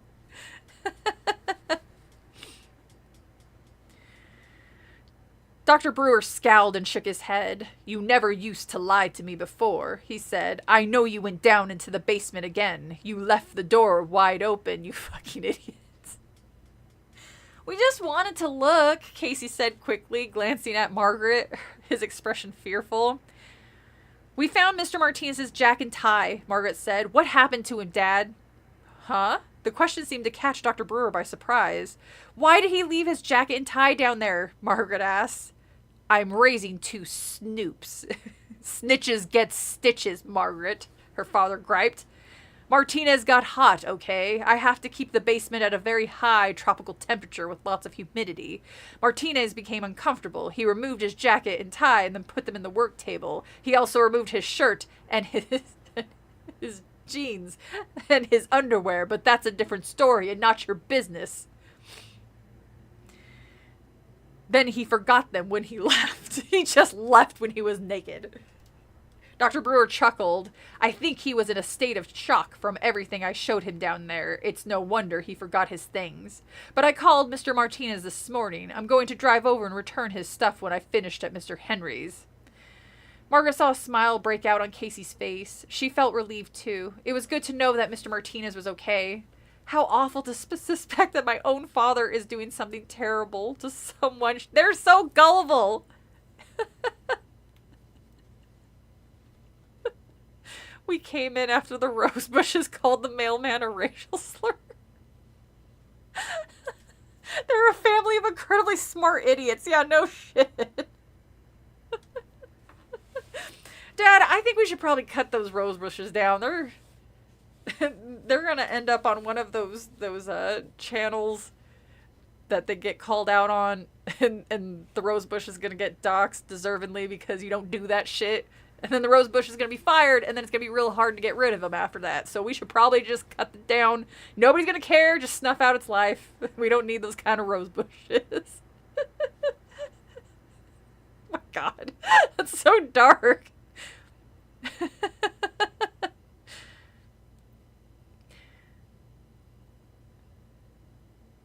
The fear returned every time she saw him. I better get going, Dr. Brewer said, carrying the tools he had picked up. He started towards the back door, but he stopped at the end of the hall and turned around. Don't go back in the basement, okay? It really could be dangerous. You could be very sorry. Margaret listened to the screen door slam behind him. That was a warning? Or a threat? She wondered. Dude, the dad is literally cheating and taking his lover into the house. Yeah. Yeah, no, they're not real subtle about that, are they?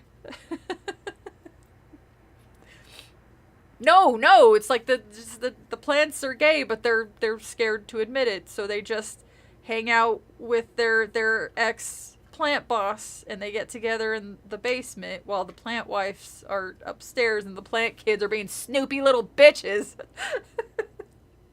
I miss the bulldog kid from the last story. Far more creepy than this current crop of kids. I forgot about the bulldog. God damn it. God, my voice acting sucks. Wow. All this description of a hot basement is making me thirsty. Ooh, good luck. He's not super hard on if you're just playing normal. If you're playing hard, I can't help you there. Alright, chapter 16. Wow, we're chapter 16. Wow, we're kind of just cruising along, aren't we? God, that's another one of my dad's thing. I swear to God, my dad's sayings just pop up randomly. Cruising along. That was one of the things that he would say all the time. Margaret spent Saturday morning biking up to the Golden Hills with Diane. The sun burned through the morning smog and the sky turned blue. A strong breeze kept them from getting too hot. The narrow road was lined with yellow and red wildflowers, and Margaret felt as if she was traveling somewhere far, far away. They had lunch at Diane's house, tomato soup and avocado salad. Oh, that sounds really good. I'm hungry. What time is it? It's probably too late for me to eat. Yeah, it is. I have to wait till tomorrow. Then wandered back to Margaret's house, trying to figure out how to spend the rest of a beautiful afternoon. Dr. Brewer was just backing the station wagon down the drive as Margaret and Diane rode up on their bikes. He rolled down the window with a broad smile on his face. "Good news," he shouted. "Your mom is on her way home. I'm going to the airport to get her." "Oh, that's great," Margaret exclaimed, so excited she could almost cry. She's like, "I'm tired of being with Plant Daddy. He has gotten so weird." A literal crop of kids. That's good. That's a good one. Diane and Margaret waved and pedaled up the driveway. I'm so happy, Margaret thought. It'll be so good to have her back. Someone I can talk to. Someone who can explain about Dad. They looked through some old copies of 17 and People in Margaret's room. Did 11 and 12-year-olds really get into People magazine in the 90s? Was that a thing? I was real young, so I don't know. But that seems 17 makes more sense than People magazine. People magazine I always just assumed was like an old person book or old person magazine. Then listen to some music that Margaret had recently bought. We're not going to mention anything about the music. At a little past 3, Diane suddenly remembered that she had a makeup piano lesson that she was late for. Wow, she's like, she really wanted to leave. You could have just said, I feel tired, I'm going to go home. She rushed out of the house in a panic, jumping on her bike and yelled, say hi to your mom for me, and disappeared down the drive. Margaret stood behind the house looking out at the rolling hills, wondering what to do next to make time pass before Mom got home. The strong swirling breeze felt cool against her face. She decided to get a book and sit down with it under the shady sassafras tree in the middle of the yard. She turned and pulled open the kitchen door and Casey came running up. Where are our kites? He asked out of breath. We just have kites just hanging around? I want a kite. I don't know. Why? Margaret asked. Hey! She grabbed his shoulder to get his attention. Mom's coming home. She should be here in about an hour or so. Great! Just in time to fly some kites. It's so windy. Come on. Want to fly them with me? Sure, Margaret said. It would help pass the time. She thought hard, trying to remember where they put the kites. Are they in the garage? No, Casey told her. I know. They're in the basement, on the shelves. The string, too. He pushed past her to the house. I'll jimmy the lock and go down and get them. Jesus Christ. Hey, Casey, be careful down there, she called after him. He disappeared into the hallway. Margaret had second thoughts. She didn't want Casey down there in the plant room by himself. Wait up, she called. I'll come with you. They made their way down the stairs quickly onto the hot, steamy air into the bright lights. The plants seemed to bend towards them, to reach out to them as they walked by. Margaret tried to ignore them, walking right past Casey. She kept her eyes on the tall metal shelves straight ahead. The shelves were deep and filled with old unwanted toys, games, and sports equipment, a plastic tent, and some old sleeping bags. Casey got there first and started rummaging around on the lower shelves. I know they're here somewhere, he said. Yeah, I remember storing them here, Margaret said, running her eyes over the top shelves. Casey, down on his knees, started pulling boxes off the bottom shelf. Then suddenly he stopped. Whoa, Margaret. Huh? She took a step back. What is it? Look at this, Casey said softly. He pulled something out from behind the shelves, then stood up with it bundled in his hands. Margaret saw...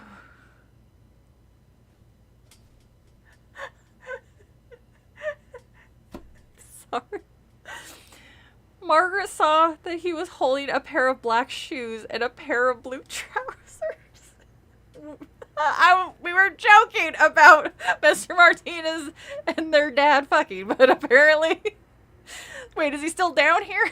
His face suddenly pale, his features drawn. Casey let the shoes drop to the floor. He unfurled the trousers and held them up in front of him. Hey, look in the back pocket, Margaret said, pointing. Casey reached into the back pocket and pulled out a black leather wallet. I don't believe this, Margaret said.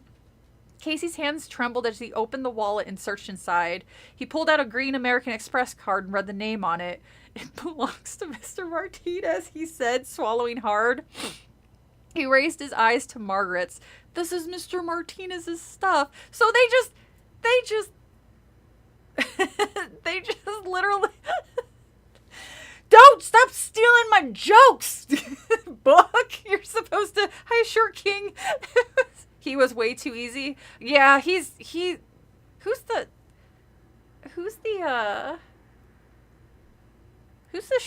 the toughest guy to fight in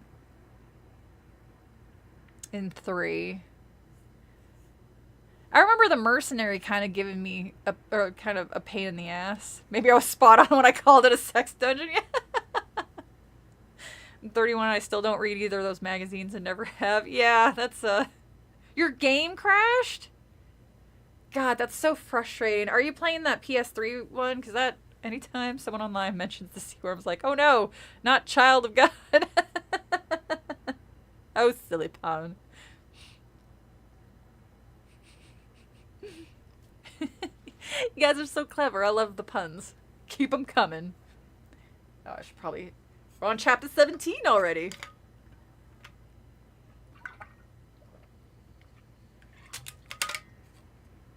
Okay. Chapter 17.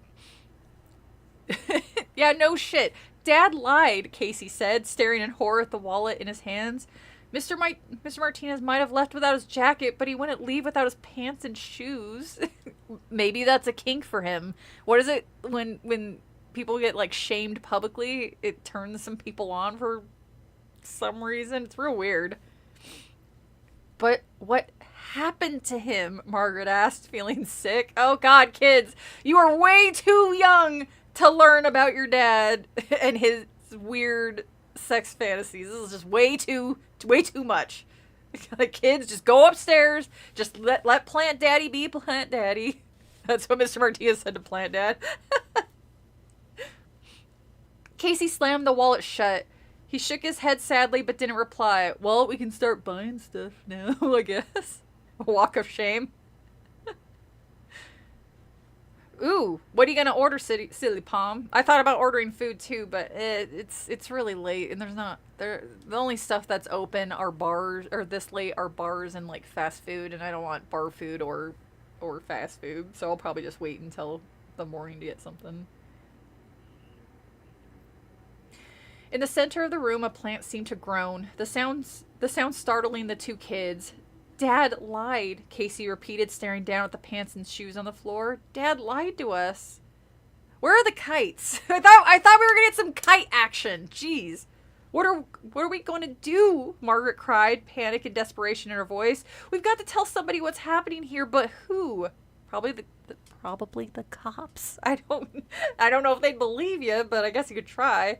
The plant groaned again. Tendrils snaked along the dirt. Leaves clapped against each other softly, wetly. Much like Mr. Martinez and your dad earlier. Ew. Yeah, that and the ants. 50 Shades of Green. I don't think that's how that works, Chrome. Well, we're just creating a whole other universe in this. Well, yeah, that's true. Dad totally lied about being straight. Dad, you are at least bi.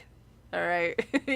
Just this whole plant thing, this whole elaborate plant thing to hide the fact that you're exploring yourself. This is just this is so stupid. I'm sorry. Then the banging began again in the supply closet. God damn it. God damn it, R.L. Stone. Margaret stared at Casey. That thumping, what is... I can't fucking read this. That thumping, what is it?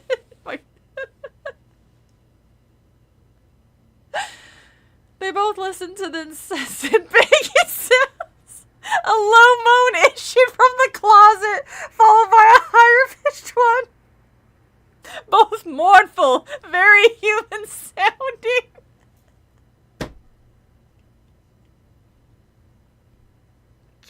Don't open the door, kids! Just go back upstairs and fly your kites or play Nintendo. I hate how perfect this is matching up. I think someone's in there, Margaret exclaimed.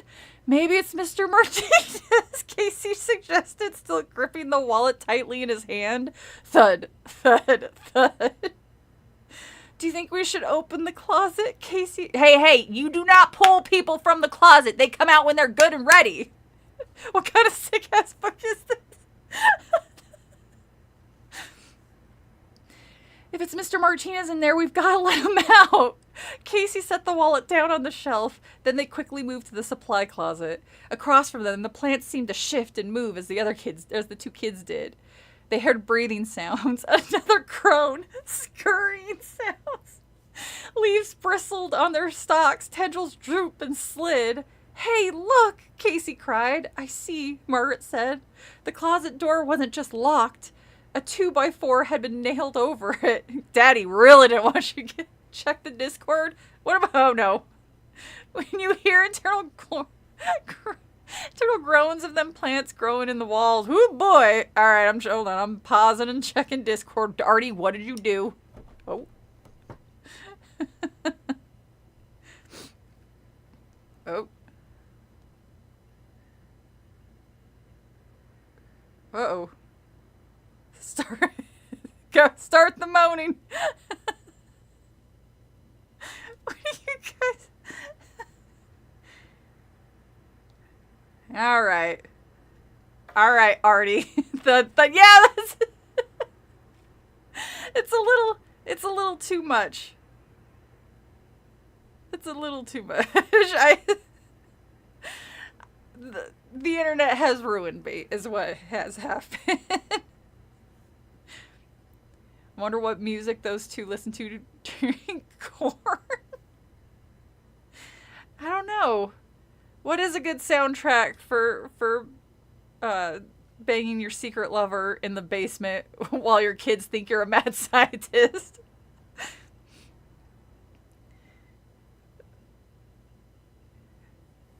Thud, thud, thud, thud. There's someone in there. I know it, Margaret cried. I'll get the hammer, Casey said. Keeping close to the wall and as far away from the plants as he could, he edged his way towards the work table. A few seconds later, he returned with the claw hammer. Thud, thud. Working together, they pried the 2x4 off the door. It clattered noisily to the floor. The banging from inside the supply closet grew louder, more insistent. Oh no! Oh, they're gonna... Great, I'm back at the music. Weird science. Made you better. You're so funny, Artie. Oh no, the thudding's getting more intense. That's it's gonna be bad. These kids are gonna see something that they don't want to see. Go to the Midtown Limited Noise.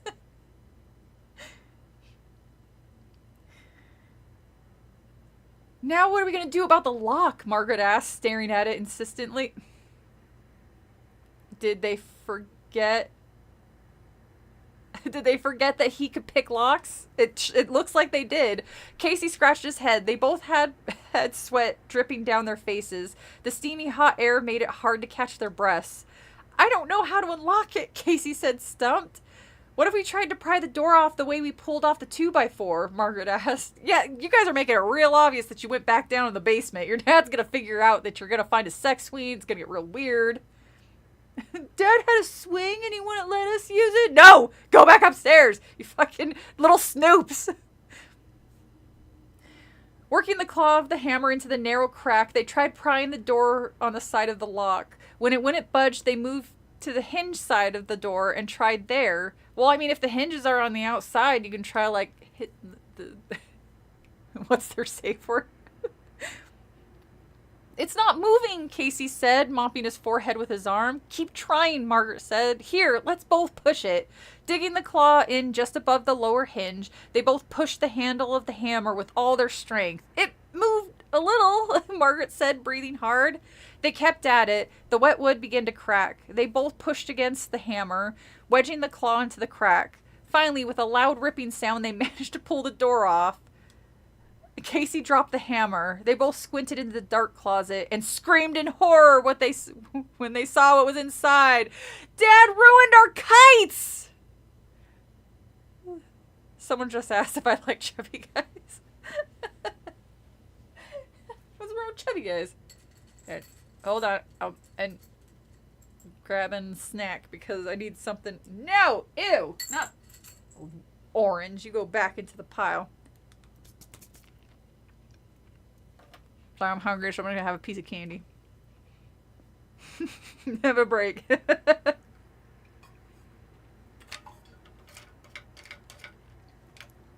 know, if it wasn't for all the monsters and, you know, the rust and the fact that it looked like it could fall apart at any moment, the Silent Hill amusement park is probably a lot of fun. I'm just saying. With Robbie the rabbit.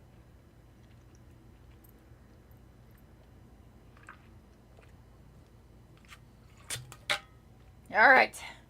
Sorry for the ASMR. I just needed something in my tummy, regardless of how small it was.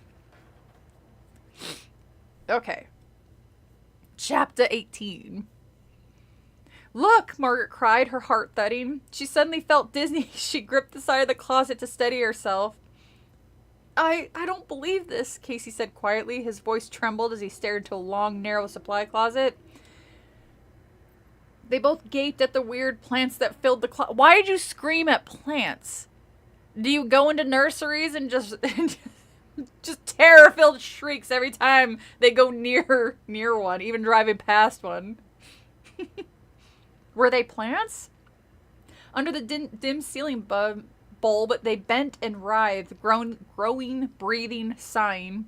Branches shook, leaves shimmered and moved. Tall plants leaned forward as if reaching out to Margaret and Casey. Look at that one, Casey cried, taking a step back, stumbling into Margaret. It has an arm. Oh, Margaret followed Casey's stare. Casey was right. The tall leafy plant appeared to have a green human arm descending from its stalk. Margaret's eyes darted around the closet. To her horror, she realized that several plants seemed to have human features. Green arms, a yellow hand with 3 fingers poking from it, 2 stumpy legs where a stem should be.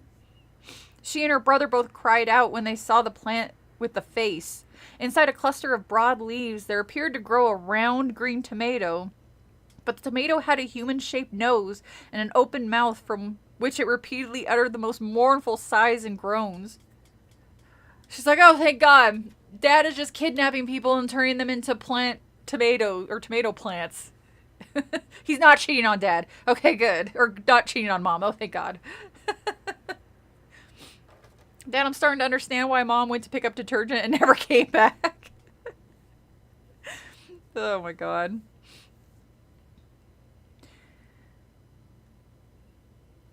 Another plant, a short plant with clusters of broad oval leaves, had 2 green, nearly human faces partly hidden by the leaves, both wailing through open mouths. Oh, God. This is actually kind of a terrifying visual that he's created here. Let's get out of here, Casey cried, grabbing Margaret's hand in fear and tugging her away from the closet. This is gross. That's actually written there. That's not something I said. Live green tomatoes. The plants moaned and sighed. Green, fingerless hands reached out to Margaret and Casey. A yellow, sick-looking plant near the wall made choking sounds. A tall, flowering plant staggered towards them. Oh my God, thin, tendril-like arms outstretched. Wait, Margaret cried, pulling her hand out of Casey's. She spotted something on the closet floor behind the moaning, shifting plant. Casey, what's that? She asked, pointing. She struggled to focus her eyes. Did she forget that there's one that's shambling towards them? That's what it said, right? One of them is... Ooh.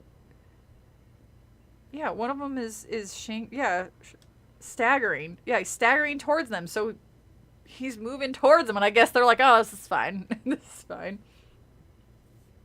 She struggled to focus her eyes in the dim light of the closet. On the floor behind the plants, near the shelves in the back wall, were 2 human feet.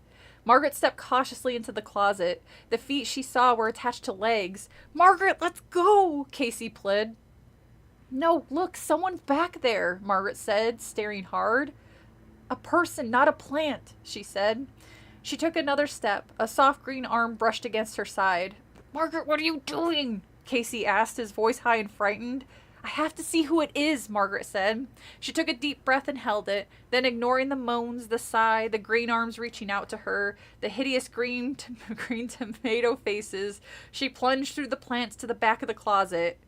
Dad! Fucking called it! She cried. Her father was lying on the floor, his hands and feet tied tightly with plant tendrils, his mouth gagged by a wide strip of elastic tape. Margaret, Casey was beside her. He lowered his eyes to the floor. Oh no! Their father, staring up at them, pleaded with his eyes. He cried, struggling to talk through the gag. Margaret dived to the floor and started to untie him. No, stop! Casey cried and pulled her back by the shoulders. Casey, let me go! What's wrong with you? Margaret cried angrily. It's Dad. It can't be Dad, Casey said, still holding her by the shoulders. Dad's at the airport, remember? Behind them, the plants seemed to be moaning in unison, a terrifying chorus. A tall plant fell over and rolled towards the open closet door. The father continued to plead, struggling at the tendrils that imprisoned him. I've got to untie him, Margaret told her brother. Let go of me. No, Casey insisted. Margaret, look at his head.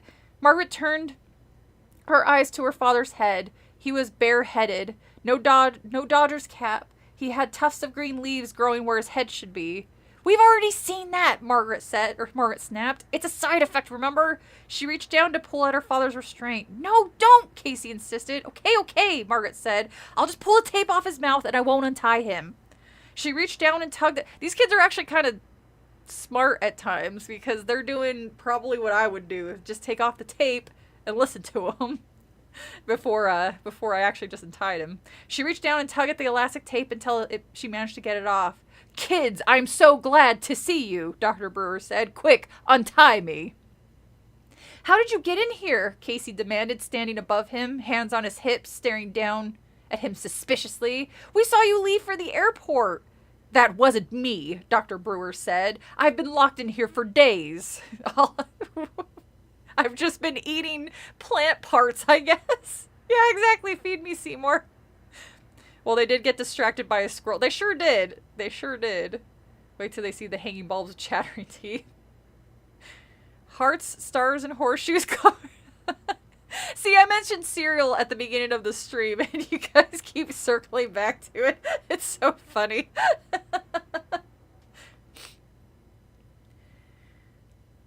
But we saw you, Margaret started. It wasn't me. It's a plant, Dr. Brewer said. It's a plant copy of me.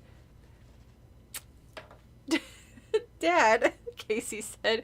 Please, there's no time to explain, their father said urgently, raising his leaf-covered head to look quickly toward the closet doorway. Just untie me, quick. The father we've been living with? He's a plant? Margaret cried, swallowing hard. Yes, please, untie me. Margaret reached for the tendrils. No, Casey insisted. How do we know you're telling the truth? I'll explain everything, I promise, he pled. Hurry, our lives are at stake. Mr. Martinez is in here too. Startled, Margaret turned her eyes to the far wall. Sure enough, Mr. Martinez also lay on the floor, bound and gagged. Let me out, please, her father cried. Margaret couldn't stand it anymore. I'm untying him, she told Casey, and bent down to start grappling with the tendrils. Her father sighed gratefully. Casey bent down and reluctantly began working at the tendrils too. Also, very elaborate. He's like, oh shit, the kids are coming. What do we do? Pretend I'm a copy, or pretend I didn't leave for the airport and that was actually a copy. I wasn't just pretending that I left so I could be with my lover in peace. Quick, let's just do this elaborate thing. Tie me up and then act like you're knocked out over in the corner. Yeah, this is good. Great work. This is way easier than admitting to my kids who I really am.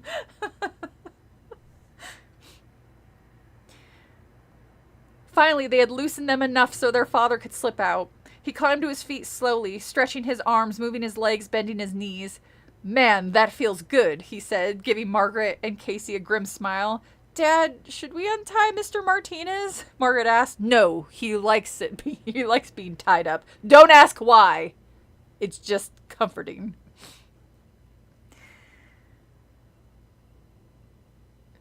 Without warning, Dr. Brewer pushed past the two and made his way out of the closet. Whoa, Dad, where are you going? Margaret called. You said you were going to explain everything, Casey insisted. He and his sister ran through the moaning plants following their father. I will. Breathing hard, Dr. Brewer strode quickly to the wood pile against the far wall. Margaret and Casey both gasped when he picked up an axe. He spun around to face them, holding the thick axe handle in both hands, his face frozen with determination. He started towards them. Dad, what are you doing? Margaret cried. By the way, it's nice the Cocoa Puffs. After a night with Mr. Martinez. Oh my God, Dave. Again, this just seems like an elaborate thing to hide his true self from everybody, including himself. Oh, wow, chapter 19. I'm really surprised that I've got through it this fast. But a certain somebody left who normally distracts me, so... The kids are telling the therapist about finding their dad having a relationship. Oh, the kids are telling their therapist about finding out their dad was having a gay BDSM. Oh, that stupid thing always sex something and rationalizing is it something supernatural. Their mind protected them. They're like, nope, this is what they're like, this is what actually happened until I'm old enough to understand and confront it. It's like, thanks, Dr. Brewer, Dad. God, that would be the best. That'd be the best twist. That'd be the best twist. Already, he's talking about the kids in the story. The kids, this is like their point of view of telling, or this is like them telling the therapist, this is what happened. It wasn't that we caught our dad mid-thrust or anything with Mr. Martinez. How do we explain this to Mom? Or does Mom know? She's like, oh, I haven't wanted him to touch me for years. It's fine. Sorry. Man, this stream got real weird real fast. But don't blame me. Don't blame me. Blame this book that's written real suspiciously. Swinging the axe onto his shoulder, Dr. Brewer advanced on Margaret and Casey. He groaned from the effort of raising the heavy tool, his face reddening, his eyes wide, excited. Dad, please, Margaret cried, gripping Casey's shoulder, backing up towards the jungle of plants in the center of the room. What are you doing? Why is he... He's like, why is he not saying anything to these kids if he's not planning on butchering them? He's not our real father, Casey cried. I told you we shouldn't untie him. He is our real father, Margaret insisted. I know he is. She turned her eyes to her father, looking for an answer, but he stared back at them, his face filled with confusion and menace, the axe in his hands gleaming under the bright ceiling lights. Dad, answer us! Answer us! Before Dr. Brewer could reply, they heard a loud, rapid footsteps clumping down the basement steps. All three of them turned to the doorway of the plant room to see an alarmed-looking Dr. Brewer enter. He grabbed the bill of his daughter's cap as he strode... Oh no, they're gonna do the thing! They're gonna do the thing where they're like, oh, I can't know who to shoot! Who to shoot! Don't blame me, I voted for course. R.L. Stein was working through some things in this one, yeah. Just woke up my 670-year-old friend. You're friends with vampires? I'm jealous. I'm super jealous. Open marriage. Just do that. What are you two doing down here? He cried. You promised me. Here's your mother. Don't you want to? Mrs. Brewer appeared at his side. She started to call out to greet, but stopped, freezing in horror when she saw the confusing scene. No! She screamed, seeing the other Dr. Brewer, the capless Dr. Brewer, holding an axe in front of them with both hands. No! Her face filled with horror. She turned to Dr. Brewer that had just brought her home. He glared accusingly at Margaret and Casey. What have you done? You let him escape? He's our dad, Margaret said in a tiny little voice she barely recognized. I'm your dad. The Dr. Brewer in the doorway bellowed. Not him. He's not your dad. He's not even human. He's a plant.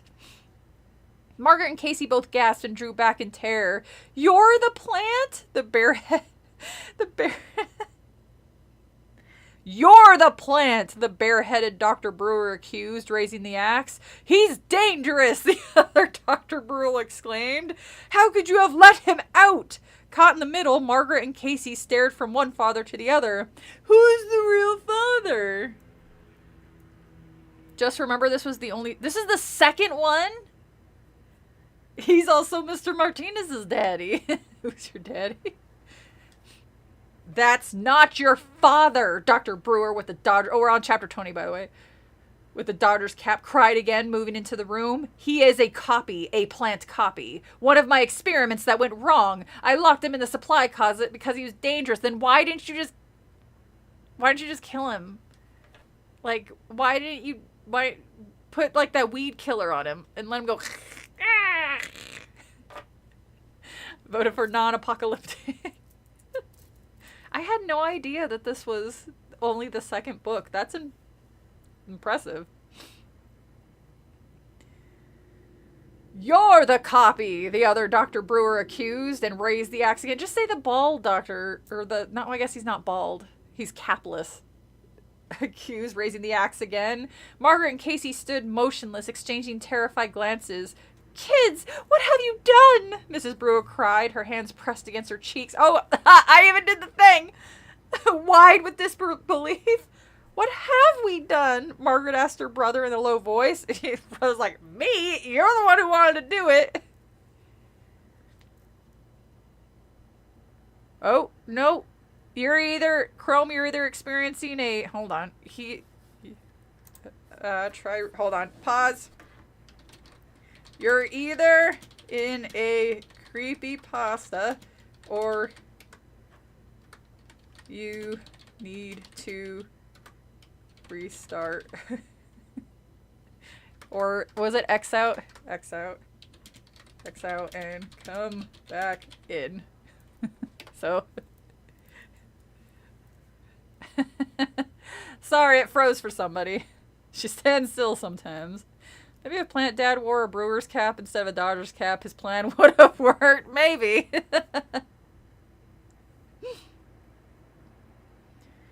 I don't know what to do, Casey managed to whisper. What can we do? Margaret wondered silently, realizing that her entire body was trembling. No, I'm not you, Artie, you silly pants. Shit, is it frozen on my end too? No, it looks like I'm still going, so hopefully it works. It works like backing out and coming back in. He has to be destroyed, the axe-wielding Dr. Brewer shouted, staring at his look-alike across the room. Besides them, plants quivered and shook, sighing loudly. So they're like, I don't know why my mom is freaking out. She's got two husbands. She's got, yeah, there you go. So one of them, she's got one, like the main husband, and then she's got the spare. And then he can live his truth and live it with her too. See, it all works out. It all works out. Ruined. Ruined is all I have to say.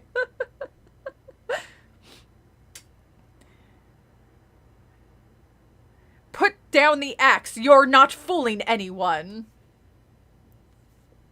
Oh, I hope you're joking, Dave. Oh, that's a bummer if you didn't have sound this whole time, or have a picture this whole time. You have to be destroyed, Dr. Brewer with no cap repeated, his eyes wild, his face scarlet, moving closer, the axe gleaming as if electrified under the white light. Dad would never act like this, Margaret realized. Casey and I were idiots. We let him out of the closet. He needed to. He came out on his own. It's gonna be fine, kids. And now he's gonna kill our real dad and mom and then us. What can I do? She wondered, trying to think clearly, even though her mind was whirring wildly out of control. What can I do? Uttering a desperate cry of protest, Margaret leaped forward and grabbed the axe from the imposter's hands. He gaped in surprise as she steadied her grip on the handle. It was heavier than she imagined. Get back, she screamed. Get back now. Margaret, wait, her mother cried, still too frightened to move from the doorway. Man, y'all are... It was like, wait, is the plant gay too? I can't keep up with this.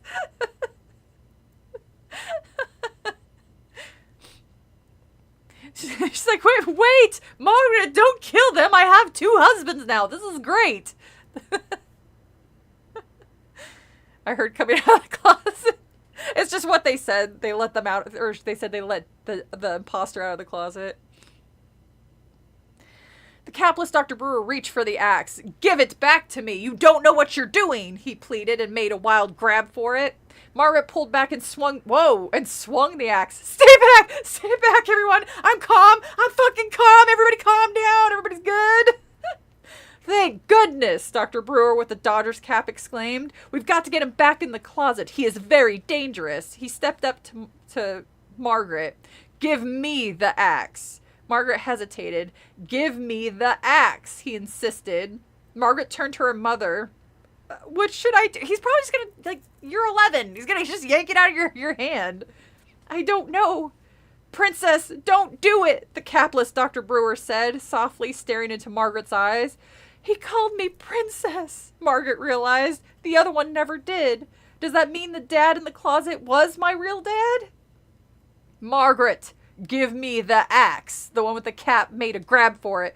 Margaret backed away and swung the axe again. Get back! Both of you get back, she warned. I'm warning you, Dr. Brewer in the cap said. He is dangerous. Listen to me, Margaret.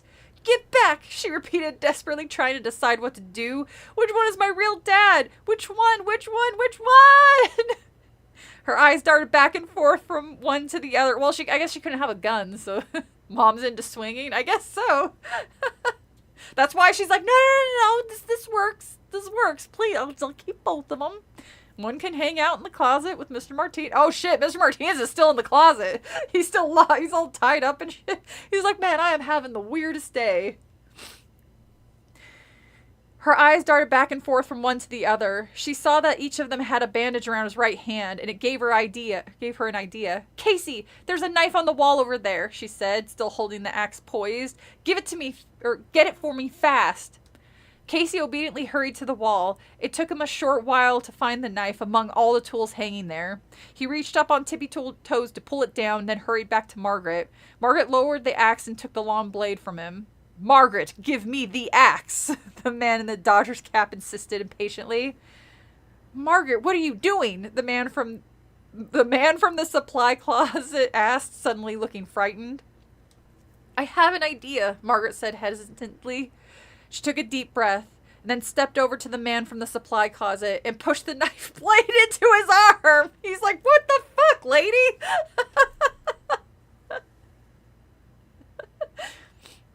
Oh, we're at chapter 21.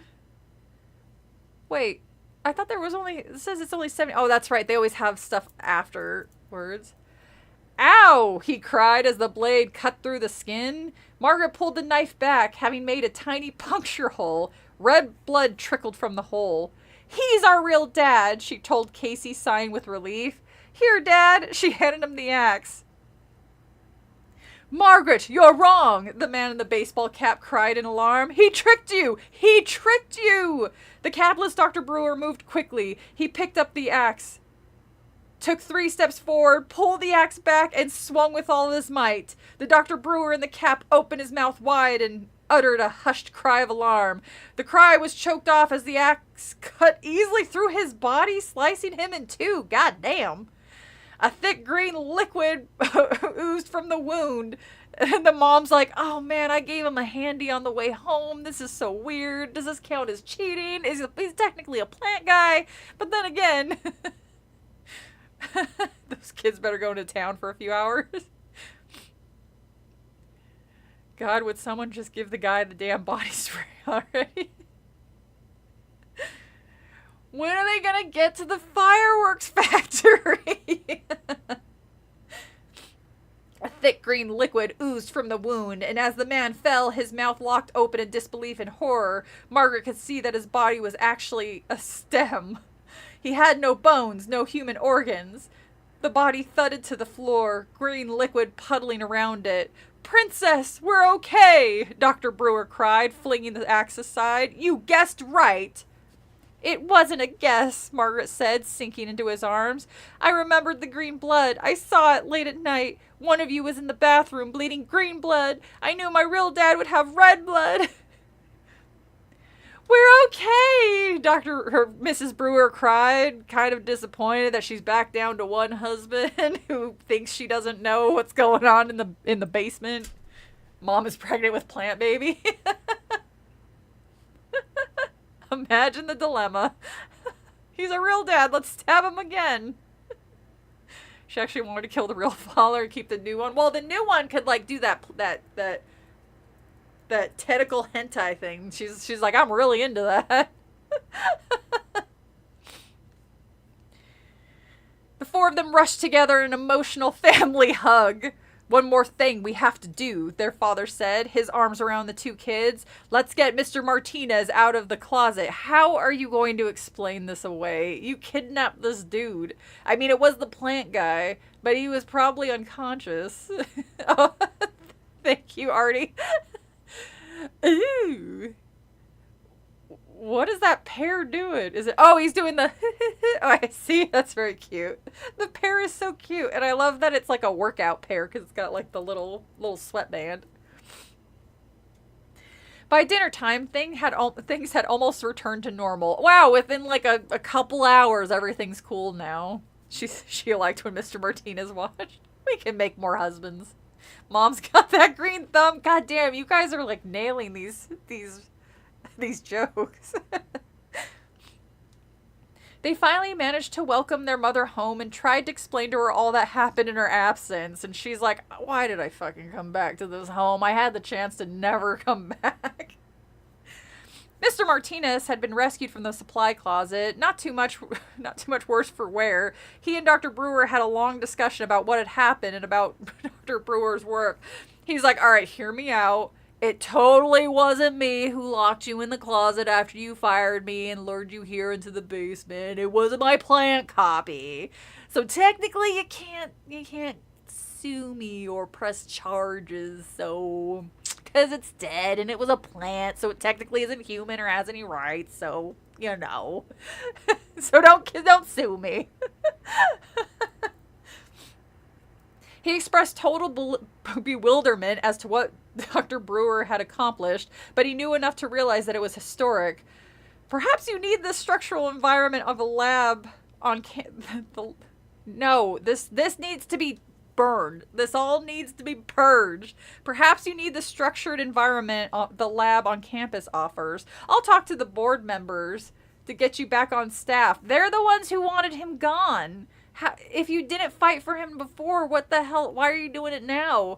It's like you, after being locked in that closet and kicked in the head several times by your plant clone and then a bunch of other weird stuff I'm just going to pretend didn't happen. I think you should probably come back to the university. Besides, this long trek to your basement and pretending we're like doing science down there when your wife's a stay-at-home mom is a little weird. Mr. Martinez totally misses his plant daddy. I just want my pants back. Oh my god, that's right! So, wait! So, was Mr. Martinez down there in his underwear? The kids totally caught the dad in a compromise, like, or almost caught him before he's like, I don't know where my clothes are. This is fine, it's fine. Just pretend you're tied up. That's a little weird. This is like this middle-aged guy tied, like hog-tied in this, oh my god. Oh my god.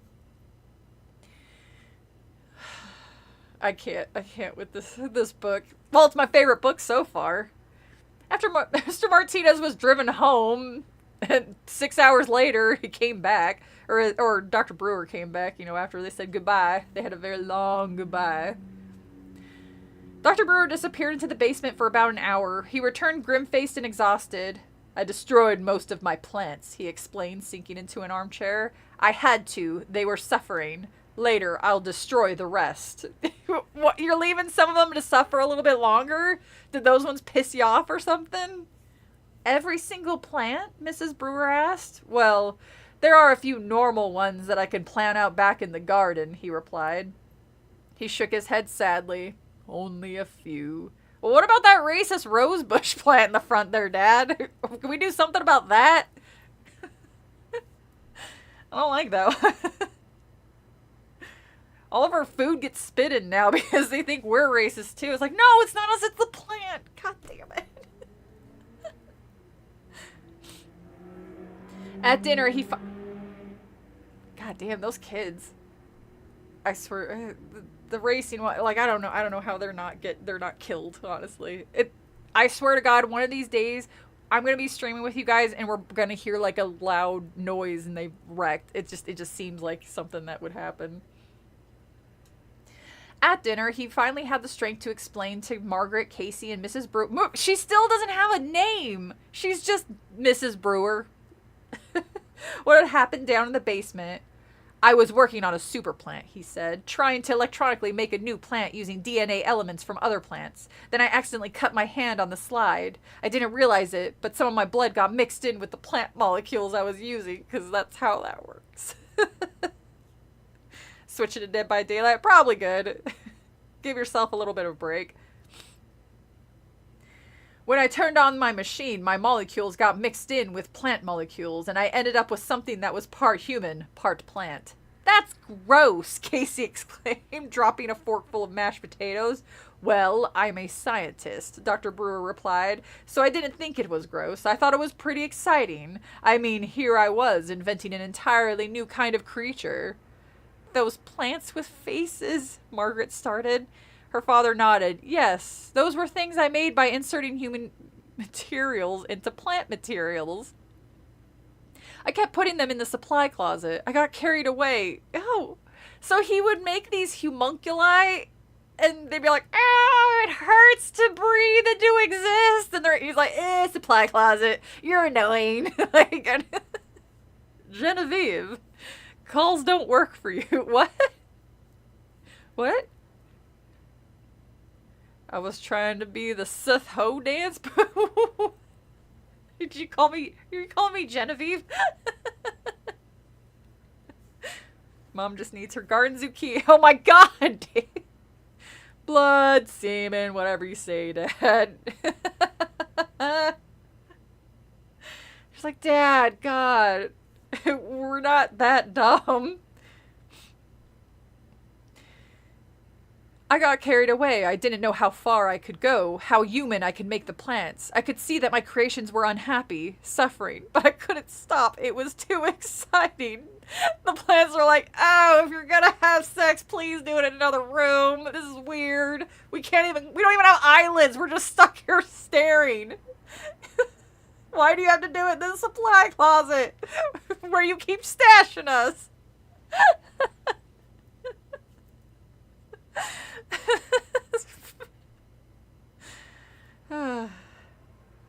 He took a long drink of water from his glass. You didn't tell me any of this, Mrs. Brewer said, shaking her head. I thought you were just having sex with Mr. Martinez down there, and then I find out that you're creating these creatures that could feel pain and have no eyelids, so they have to watch. Like, that's way, way worse, honey. That is way worse. I couldn't, he said. I couldn't tell anyone. I was too involved. Then one day I went too far. I created a plant that was an exact copy of me in almost every way. He looked like me. He sounded like me. He had my brain, my mind, but not my body. He was missing a very important part. She's like, oh, yeah, I noticed there was a weird thing. It suddenly did like a twist, like a corkscrew. I'm tired, so I'm getting real weird. But he still acted like a plant in some ways, Margaret said. He ate plant food. Plants don't really, they absorb it, they don't eat it. It's not like they have little mouths like, the plant food is delicious. Except, I guess, Venus flytraps eat flies, but even that, I don't know if that counts. Dad saw that sunflower from Conker's Bad Fur Day, went straight to the lab. Are those the ones with boobs? Geny reaction to Tori Amos' Gold Dust music video. You've brought up Tori Amos a couple times. Jesus. So I'm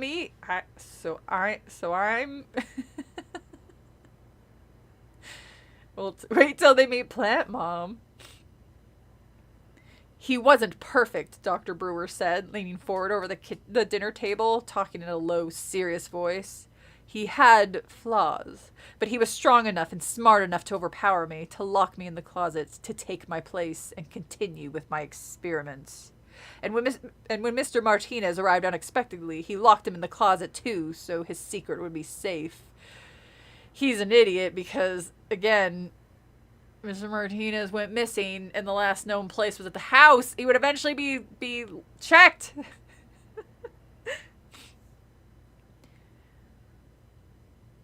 Was the head full of leaves one of the flaws? Was the head full of leaves one of the flaws? Casey asked. Dr. Brew nodded. Yes, he was almost a perfect clone of me. Almost a perfect human, but not quite. But Dad, Margaret said, pointing, you have leaves on your head too. He reached up and pulled one off. Wouldn't that hurt? I know, he said, making a disgusted face. That's really gross, huh? Everyone agreed. Well, when I cut my hand, some of the plant materials got into my system. Well, damn, it's a good thing I don't have a cut on my hand when I, like, prune my like, flowers and stuff like that. Otherwise, goddamn, the next time you guys would see me, I'd be bald with just like, the little Pikmin flower on top. Why is Dad bragging about being dendrophilia, especially to his kids and wife? Yeah, he's like, yeah, so, you know, I made these things that can't fight back. The cherries.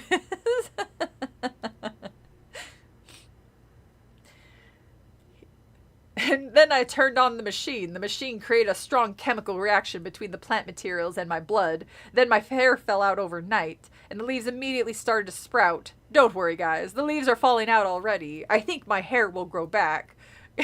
Margaret and Casey cheered. Yay! Our dad is weird. Someone is into it. Oh, absolutely. I guess things will return to normal around here, Mrs. Brewer said, accepting this way too easy, smiling at her husband. Better than normal, he said, smiling back. If Mr. Martinez convinces the board to give my job back, I'll clear out the basement and turn it into the best game room you ever saw. Are they going to do like a freeze jump? Yeah! Margaret and Casey cheered again. Like that. We are all alive and safe, Dr. Brewer said, hugging both kids at once, thanks to you two. It was the happiest dinner Margaret could remember. After they cleaned up, they all went out for ice cream. It was nearly 10 o'clock when they returned. Dr. Brewer headed to the basement. Hey, where are you going? His wife called suspiciously. I'm just going down to deal with the rest of the plants, Dr. Brewer assured her. I want to make sure that everything is gone, that this horrible chapter in our lives is over. By the end of the week, most of the plants had been destroyed. A giant pile of leaves, roots, and stalks were burned in a bonfire and lasted for hours.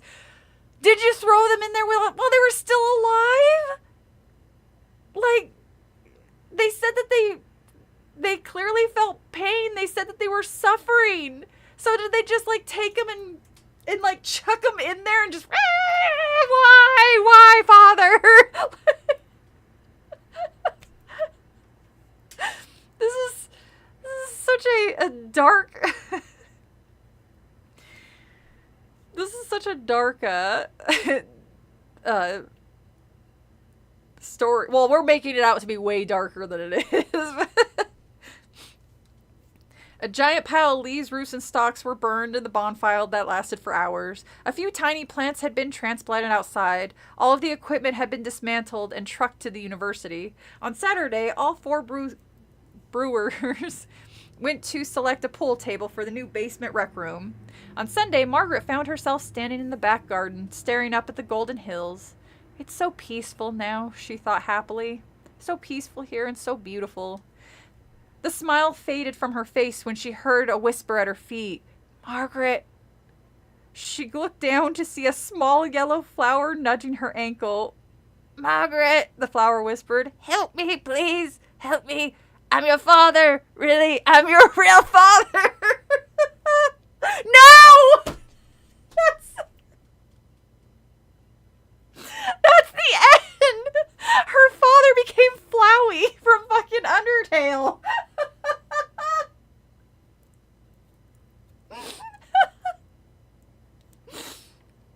Oh my god. So how did her real father become a tiny little yellow flower? Nudging her ankle? That's so... So you guys said this was an episode, right? I have got to see how they do the nudging of... Do I have a little fake flower in here? I don't. Just like... just like the little flower just going like... because you have to be out of frame. You know, the little fake ass flower you can get at dollar stores. Margaret, I'm sorry we named you Margaret. Can you please help me? I'm your real father. And we have another winner. I don't know. That one's pretty funny. Like this, out of all the ones that I've read, this one I think I've had with King. Holy shit! It is King Apple.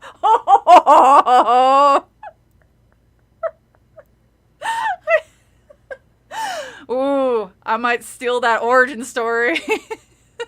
I did with King Apple. He's like my stupid kid. I was a great scientist. It's damn near because he's like yellow and orange. Apple is. Oh shit! Where did I put? I'm gonna need him eventually. Not in this not in the newest video I'm working on, but like the. Uh-oh. I don't know what I did with him unless he left. He might have left, take his little bindle and go. I just love the visual of like a little flower going, hey. Hey Dad, remember we didn't buy me that GPA? It's payback, old man. You know, I don't know what would be funnier, if it's just a little yellow flower or a dandelion. She goes, no. It just blows it across the. Oh, that would probably backfire because when you do that, they plant and sprout, and then you have a whole bunch of daddy flowers in the backyard. Well, what do you guys think on a scale of 1 to 10? Hey, Dad, remember calling me fatso? That's right. Oh my god.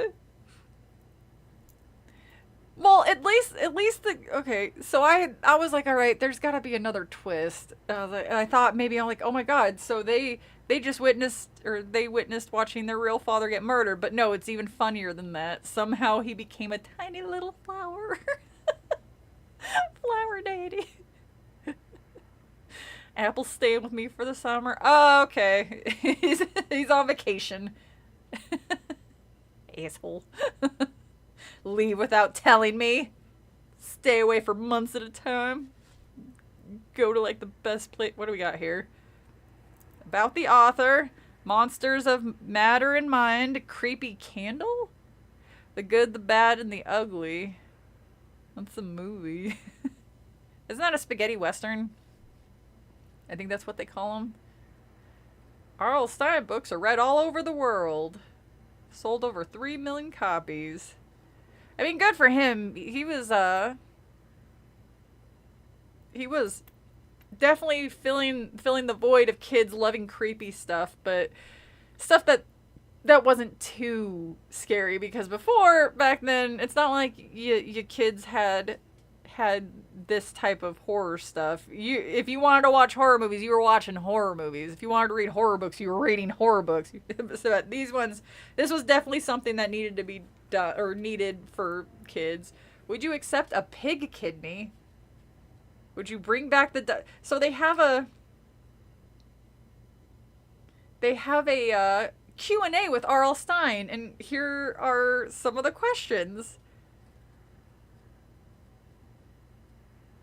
In Goosebumps Hall of Horrors number 5, Don't Scream, there is a cell phone with a mind of its own. Will the robots eventually take over the world? Just ask if the robot... That's a non sequitur. Have you ever come up with endings to a story before any other part of it figured out?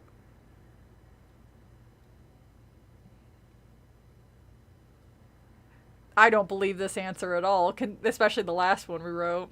Yeah, exactly. Stephen King was what I read in middle and in high school, because it did have that stuff, but eventually you do grow out of it. But like early middle school. So there were some that I'll be honest, the first time I read some Stephen King books in middle school, I was like, this is boring, because I didn't quite understand the heavy-handed. This one says, have you ever come up with endings to a story before having another part figured out? And he wrote, writers most riders most from different am I? First ending the backwards right I. So he's like, I write backwards. The ending first. I am different from most writers. That's what he said, only he said it backwards. Which I do not fucking believe. I call bullshit on that answer, R.L. Stine. Mr. RLS. And then he has, would you clone your favorite pet? Would you pay $50,000 to do so? In 2000, these aren't questions. These are, why is this about clone down? Oh, okay. Duh. I'm a dumbass. Immediately forgot about the plot of the book. In 2004, Julie from Texas did just that. The result, Little Nicky, was produced from the DNA of Julie's beloved 17-year-old Maine Coon cat.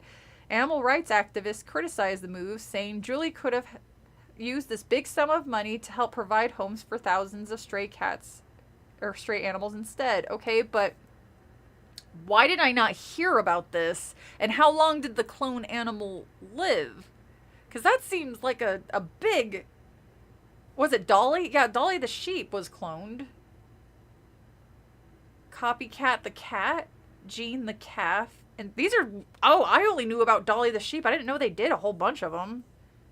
And a tadpole. I knew about the tadpole was the first one. What happened in Texas now? It's just these fun facts about cloned animals. It said a woman in 2004 paid $50,000 to get her little cat back. Which would it... Texans. Texans and their cloning abilities. Would you eat a clone burger? I want to eat a burger, period. That is, a burger made from a cloned cow. What if it made it cheaper? It would cost far more to produce a single clone cow than to breed one naturally. The first clone calf was born in February of 1997, named Gene. Get it? Gene, Gene, and is now living in the Minnesota Education Center. Other clone cattle have been named Second Chance, 86 Squared, Betty, Kathy, and Daisy. Those last ones were really phoned in, weren't they? Not Peggy Sue?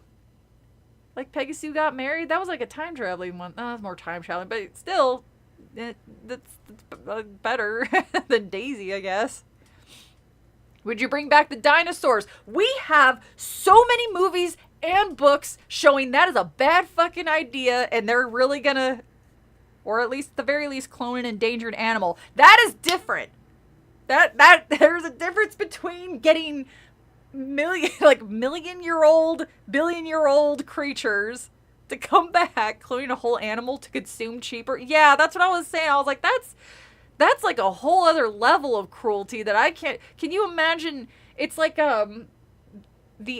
there's a movie called The Island that ripped off a super cheesy, I think it was a 70s movie called Clonus, or Parts the Clonus Horror, where people were cloned just to be like, so their original self be like, oh man, I need a new heart. So they'd kill the clone and take the heart, and then they would do it again. They would clone them again. So the new clone would be a baby. It's like, oh, I need a liver. I was like, okay, so what? And there was a Mystery Science Theater did the movie, and it's one of my favorite episodes. And one of the character goes, he's like, well, what if your clone is like a hard drinking, hard living clone? He's like, sorry, we need your liver to keep your clone alive. Apparently Little Nicky, the clone cat, is still... Really? It would be like 10 years old now, right? It should be knocking on... Is she going to pay another $50,000 to do the clone of the clone? Or do they have the original DNA? That's insane. Was it like a legitimate clone? Because I'd heard that they don't live very long. Because, they're clones, so they had like a bunch of issues. That's so weird. Oh, or at the very least endangered. In 2001, scientists introduced Umbretta, a 7-month-old lamb, to the world. Umbretta was the first genetic clone of an endangered mammal to survive beyond infancy. Umbretta's ancestors, the European Mouflon. Yeah, this is the educational part of the stream, everybody. Originally lived in the Mediterranean islands of Cyprus, I've never seen. It's probably something I've heard before, but never saw it spelled out. Corsica and Sardinia, and nearly died out over 100 years ago. I feel bad that I don't recognize that. Corsica or Corsia. Copy paste, but in real life, yeah, the Clonus Horror was the name of that movie. Yeah, but I thought it was called Parts and the Clonus Horror. I thought Parts was like the title, and then it was the Clonus Horror. Just clone the part, not the whole living pig. 19. Oh, 20. God damn it. Yes, I'm an idiot. Oh my God. Dave, yes. He'd be 20 years old. I'm a fucking idiot. It's not 2014. It's 2024. And it was cloned in 2004. Jesus Christ. Yeah, I keep thinking that the early 2000s are like 10 years ago. I'll be like 80 years old. Remember 10 years ago? 2008? Oh, what a time that was. Good Lord. What would you accept? A pig kidney? I think somebody who got the first one died. Like pretty soon. What if it could save your life? For over a decade, scientists have been on a quest to create organs for transplant from pigs into humans. Why don't they just try humans why don't they just do the human thing? Why do they gotta bring pigs in? Leave the fucking animals alone. Jesus. Set of 5 piglet clones born in 2000 named Miley, Krista, Alexis, Carol, and .com. I would be so pissed if I was the pig named .com. Were the important first step to the process, and that's it. They don't explain. They don't say, hey. They're just like, hey, by the way, the first person that actually did get a pig, I think it was a pig's heart, died. It didn't. I mean, it worked for a time, but then he died. So I'd say that's a fail. I say that's something that probably isn't work. And then they have a whole ass list of different clone animals. There's a carp, a cat, cattle, deer, dog, ferret, tadpole, fruit flies. Oh, out of all the things you can clone, a great idea. Let's do fruit flies. Whatever a gar is. Gaur, a goat, a horse, mice, whatever a mouflon is. Some of these things I don't know what they are. Mule, pig, an ibex, a rabbit, a rat, monkey, sheep, water buffalo, wolf. Thanks, book about clones, I guess. I still remember my first day of high school. That was 15 years ago. Yeah, that's whew. It was rough. But circling back to the cat, little Nicky, it's a clone and it's still alive after damn near 20. Do cats don't normally live that long, do they? That's really crazy. Like, has anybody like checked in on or checked it? It's like, hey, this one somehow managed to be cloned perfectly and live a full life. Who knows if it had any issues, but still. Monsters of mind and matter. What does this have to do? Look, I appreciate they were trying to, and they are actually kind of interesting because I sure shit didn't know all these clones things existed, but damn, I'm real confused. What does Komodo dragons have to do with the book we just read? Ooh, does it say that it has like the most, it's got like a lot of bacteria in its mouth, and if it bites you, it's apparently not great. What the hell is this? Creepy Candle. I thought Creepy Candle, I'm sorry, I'm just going through, it's like all this stuff was just in the book? Was it because the book was too short? They're like, shit, we gotta like cram more into it, otherwise the book's gonna be paper thin. You can't get your, this is how to make a creepy candle. Oh, it's a food thing. Wait, is it? What the hell is this? Okay. When you can't get your hands on a pumpkin, make a spooky lantern out of a green pepper. Yay!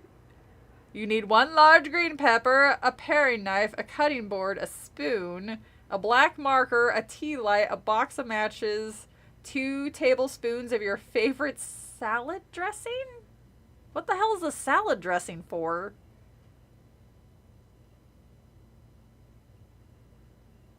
Wait, I'm confused. I thought this was supposed to be like a little jack-o'-lantern, but it's just with a green pepper. With an adult's help, carefully cut around the stem at the top of the pepper. This hole should be large enough to fit a spoon through. Set aside the stem and all the other pepper clippings. Use a spoon to scrape out the seeds and the white parts of the inside of the pepper. If necessary, scrape the bottom of the pepper to make a flat surface for the candle. Draw a creepy face on the side of the pepper. The more ghastly, the better. Give your nightmarish nightlight unique features like hairy eyebrows, sharp fangs, and a strange nose or lopsided ears. With an adult's help, use the knife to carve out your face and shape. Set aside the pepper clippings. With your parents' help, light the candle and place it inside. Dim the lights, dip the pepper clippings in salad dressing, and enjoy the ghoulish... Kids are not going to eat a green pepper with salad dressing. They're not going to do that. They want their Snickers, they want their Kit Kats, they want their Reese's, and they want a goddamn pumpkin. Good night, Lone Ronin. Yeah, I'm wrapping up too. I just wanted to see what the hell is all what they had to like cram into all of this. Wow. They're letting you know what type of plants are good to eat. Hey kid, don't eat hemlock. Just so you know the famously poisonous thing that witches use and stuff in their This one's called a corpse plant or a devil's tongue. Or a corpse flower. It can make you sick or kill you if you eat it. I don't know why you'd want to, because the corpse plant smells like a corpse. But they're getting black licorice and wafer. Yeah, I guess. Alright, you guys. It looks like... Oh, what is this? It looks like that's it. They have one of the... Or they have like a sneak peek at... What is this? No, get down. Get down. No, go back. What is this book? So this might be something I will look into. Whatever Hall of Horrors is. Don't scream. That's the tagline. Must have stayed up late thinking about that one. Got high fives once they did. Alright, everybody. Hope you guys had a good time. It was a little bit shorter than normal, but it was actually kind of a fun book to read. This one's like the top, I think. I also like the Mask one, but just mostly because the Mask one, I think that was the first one we read, and it was hilarious how they're like, a scientist made this for reasons. It's this is definitely one of his more fun ones, and I can't get over Flower Daddy and Plant Daddy and their secret love affair in the basement. See, we thought we were all joking, and then R.L. Stein's like, no, I'm gonna make this real awkward for everybody. Okay. Alright, my upper back hurts from leaning over. I'm tired. I'm hungry. It's a good place to end the stream. Everybody, you guys have a good night and be safe.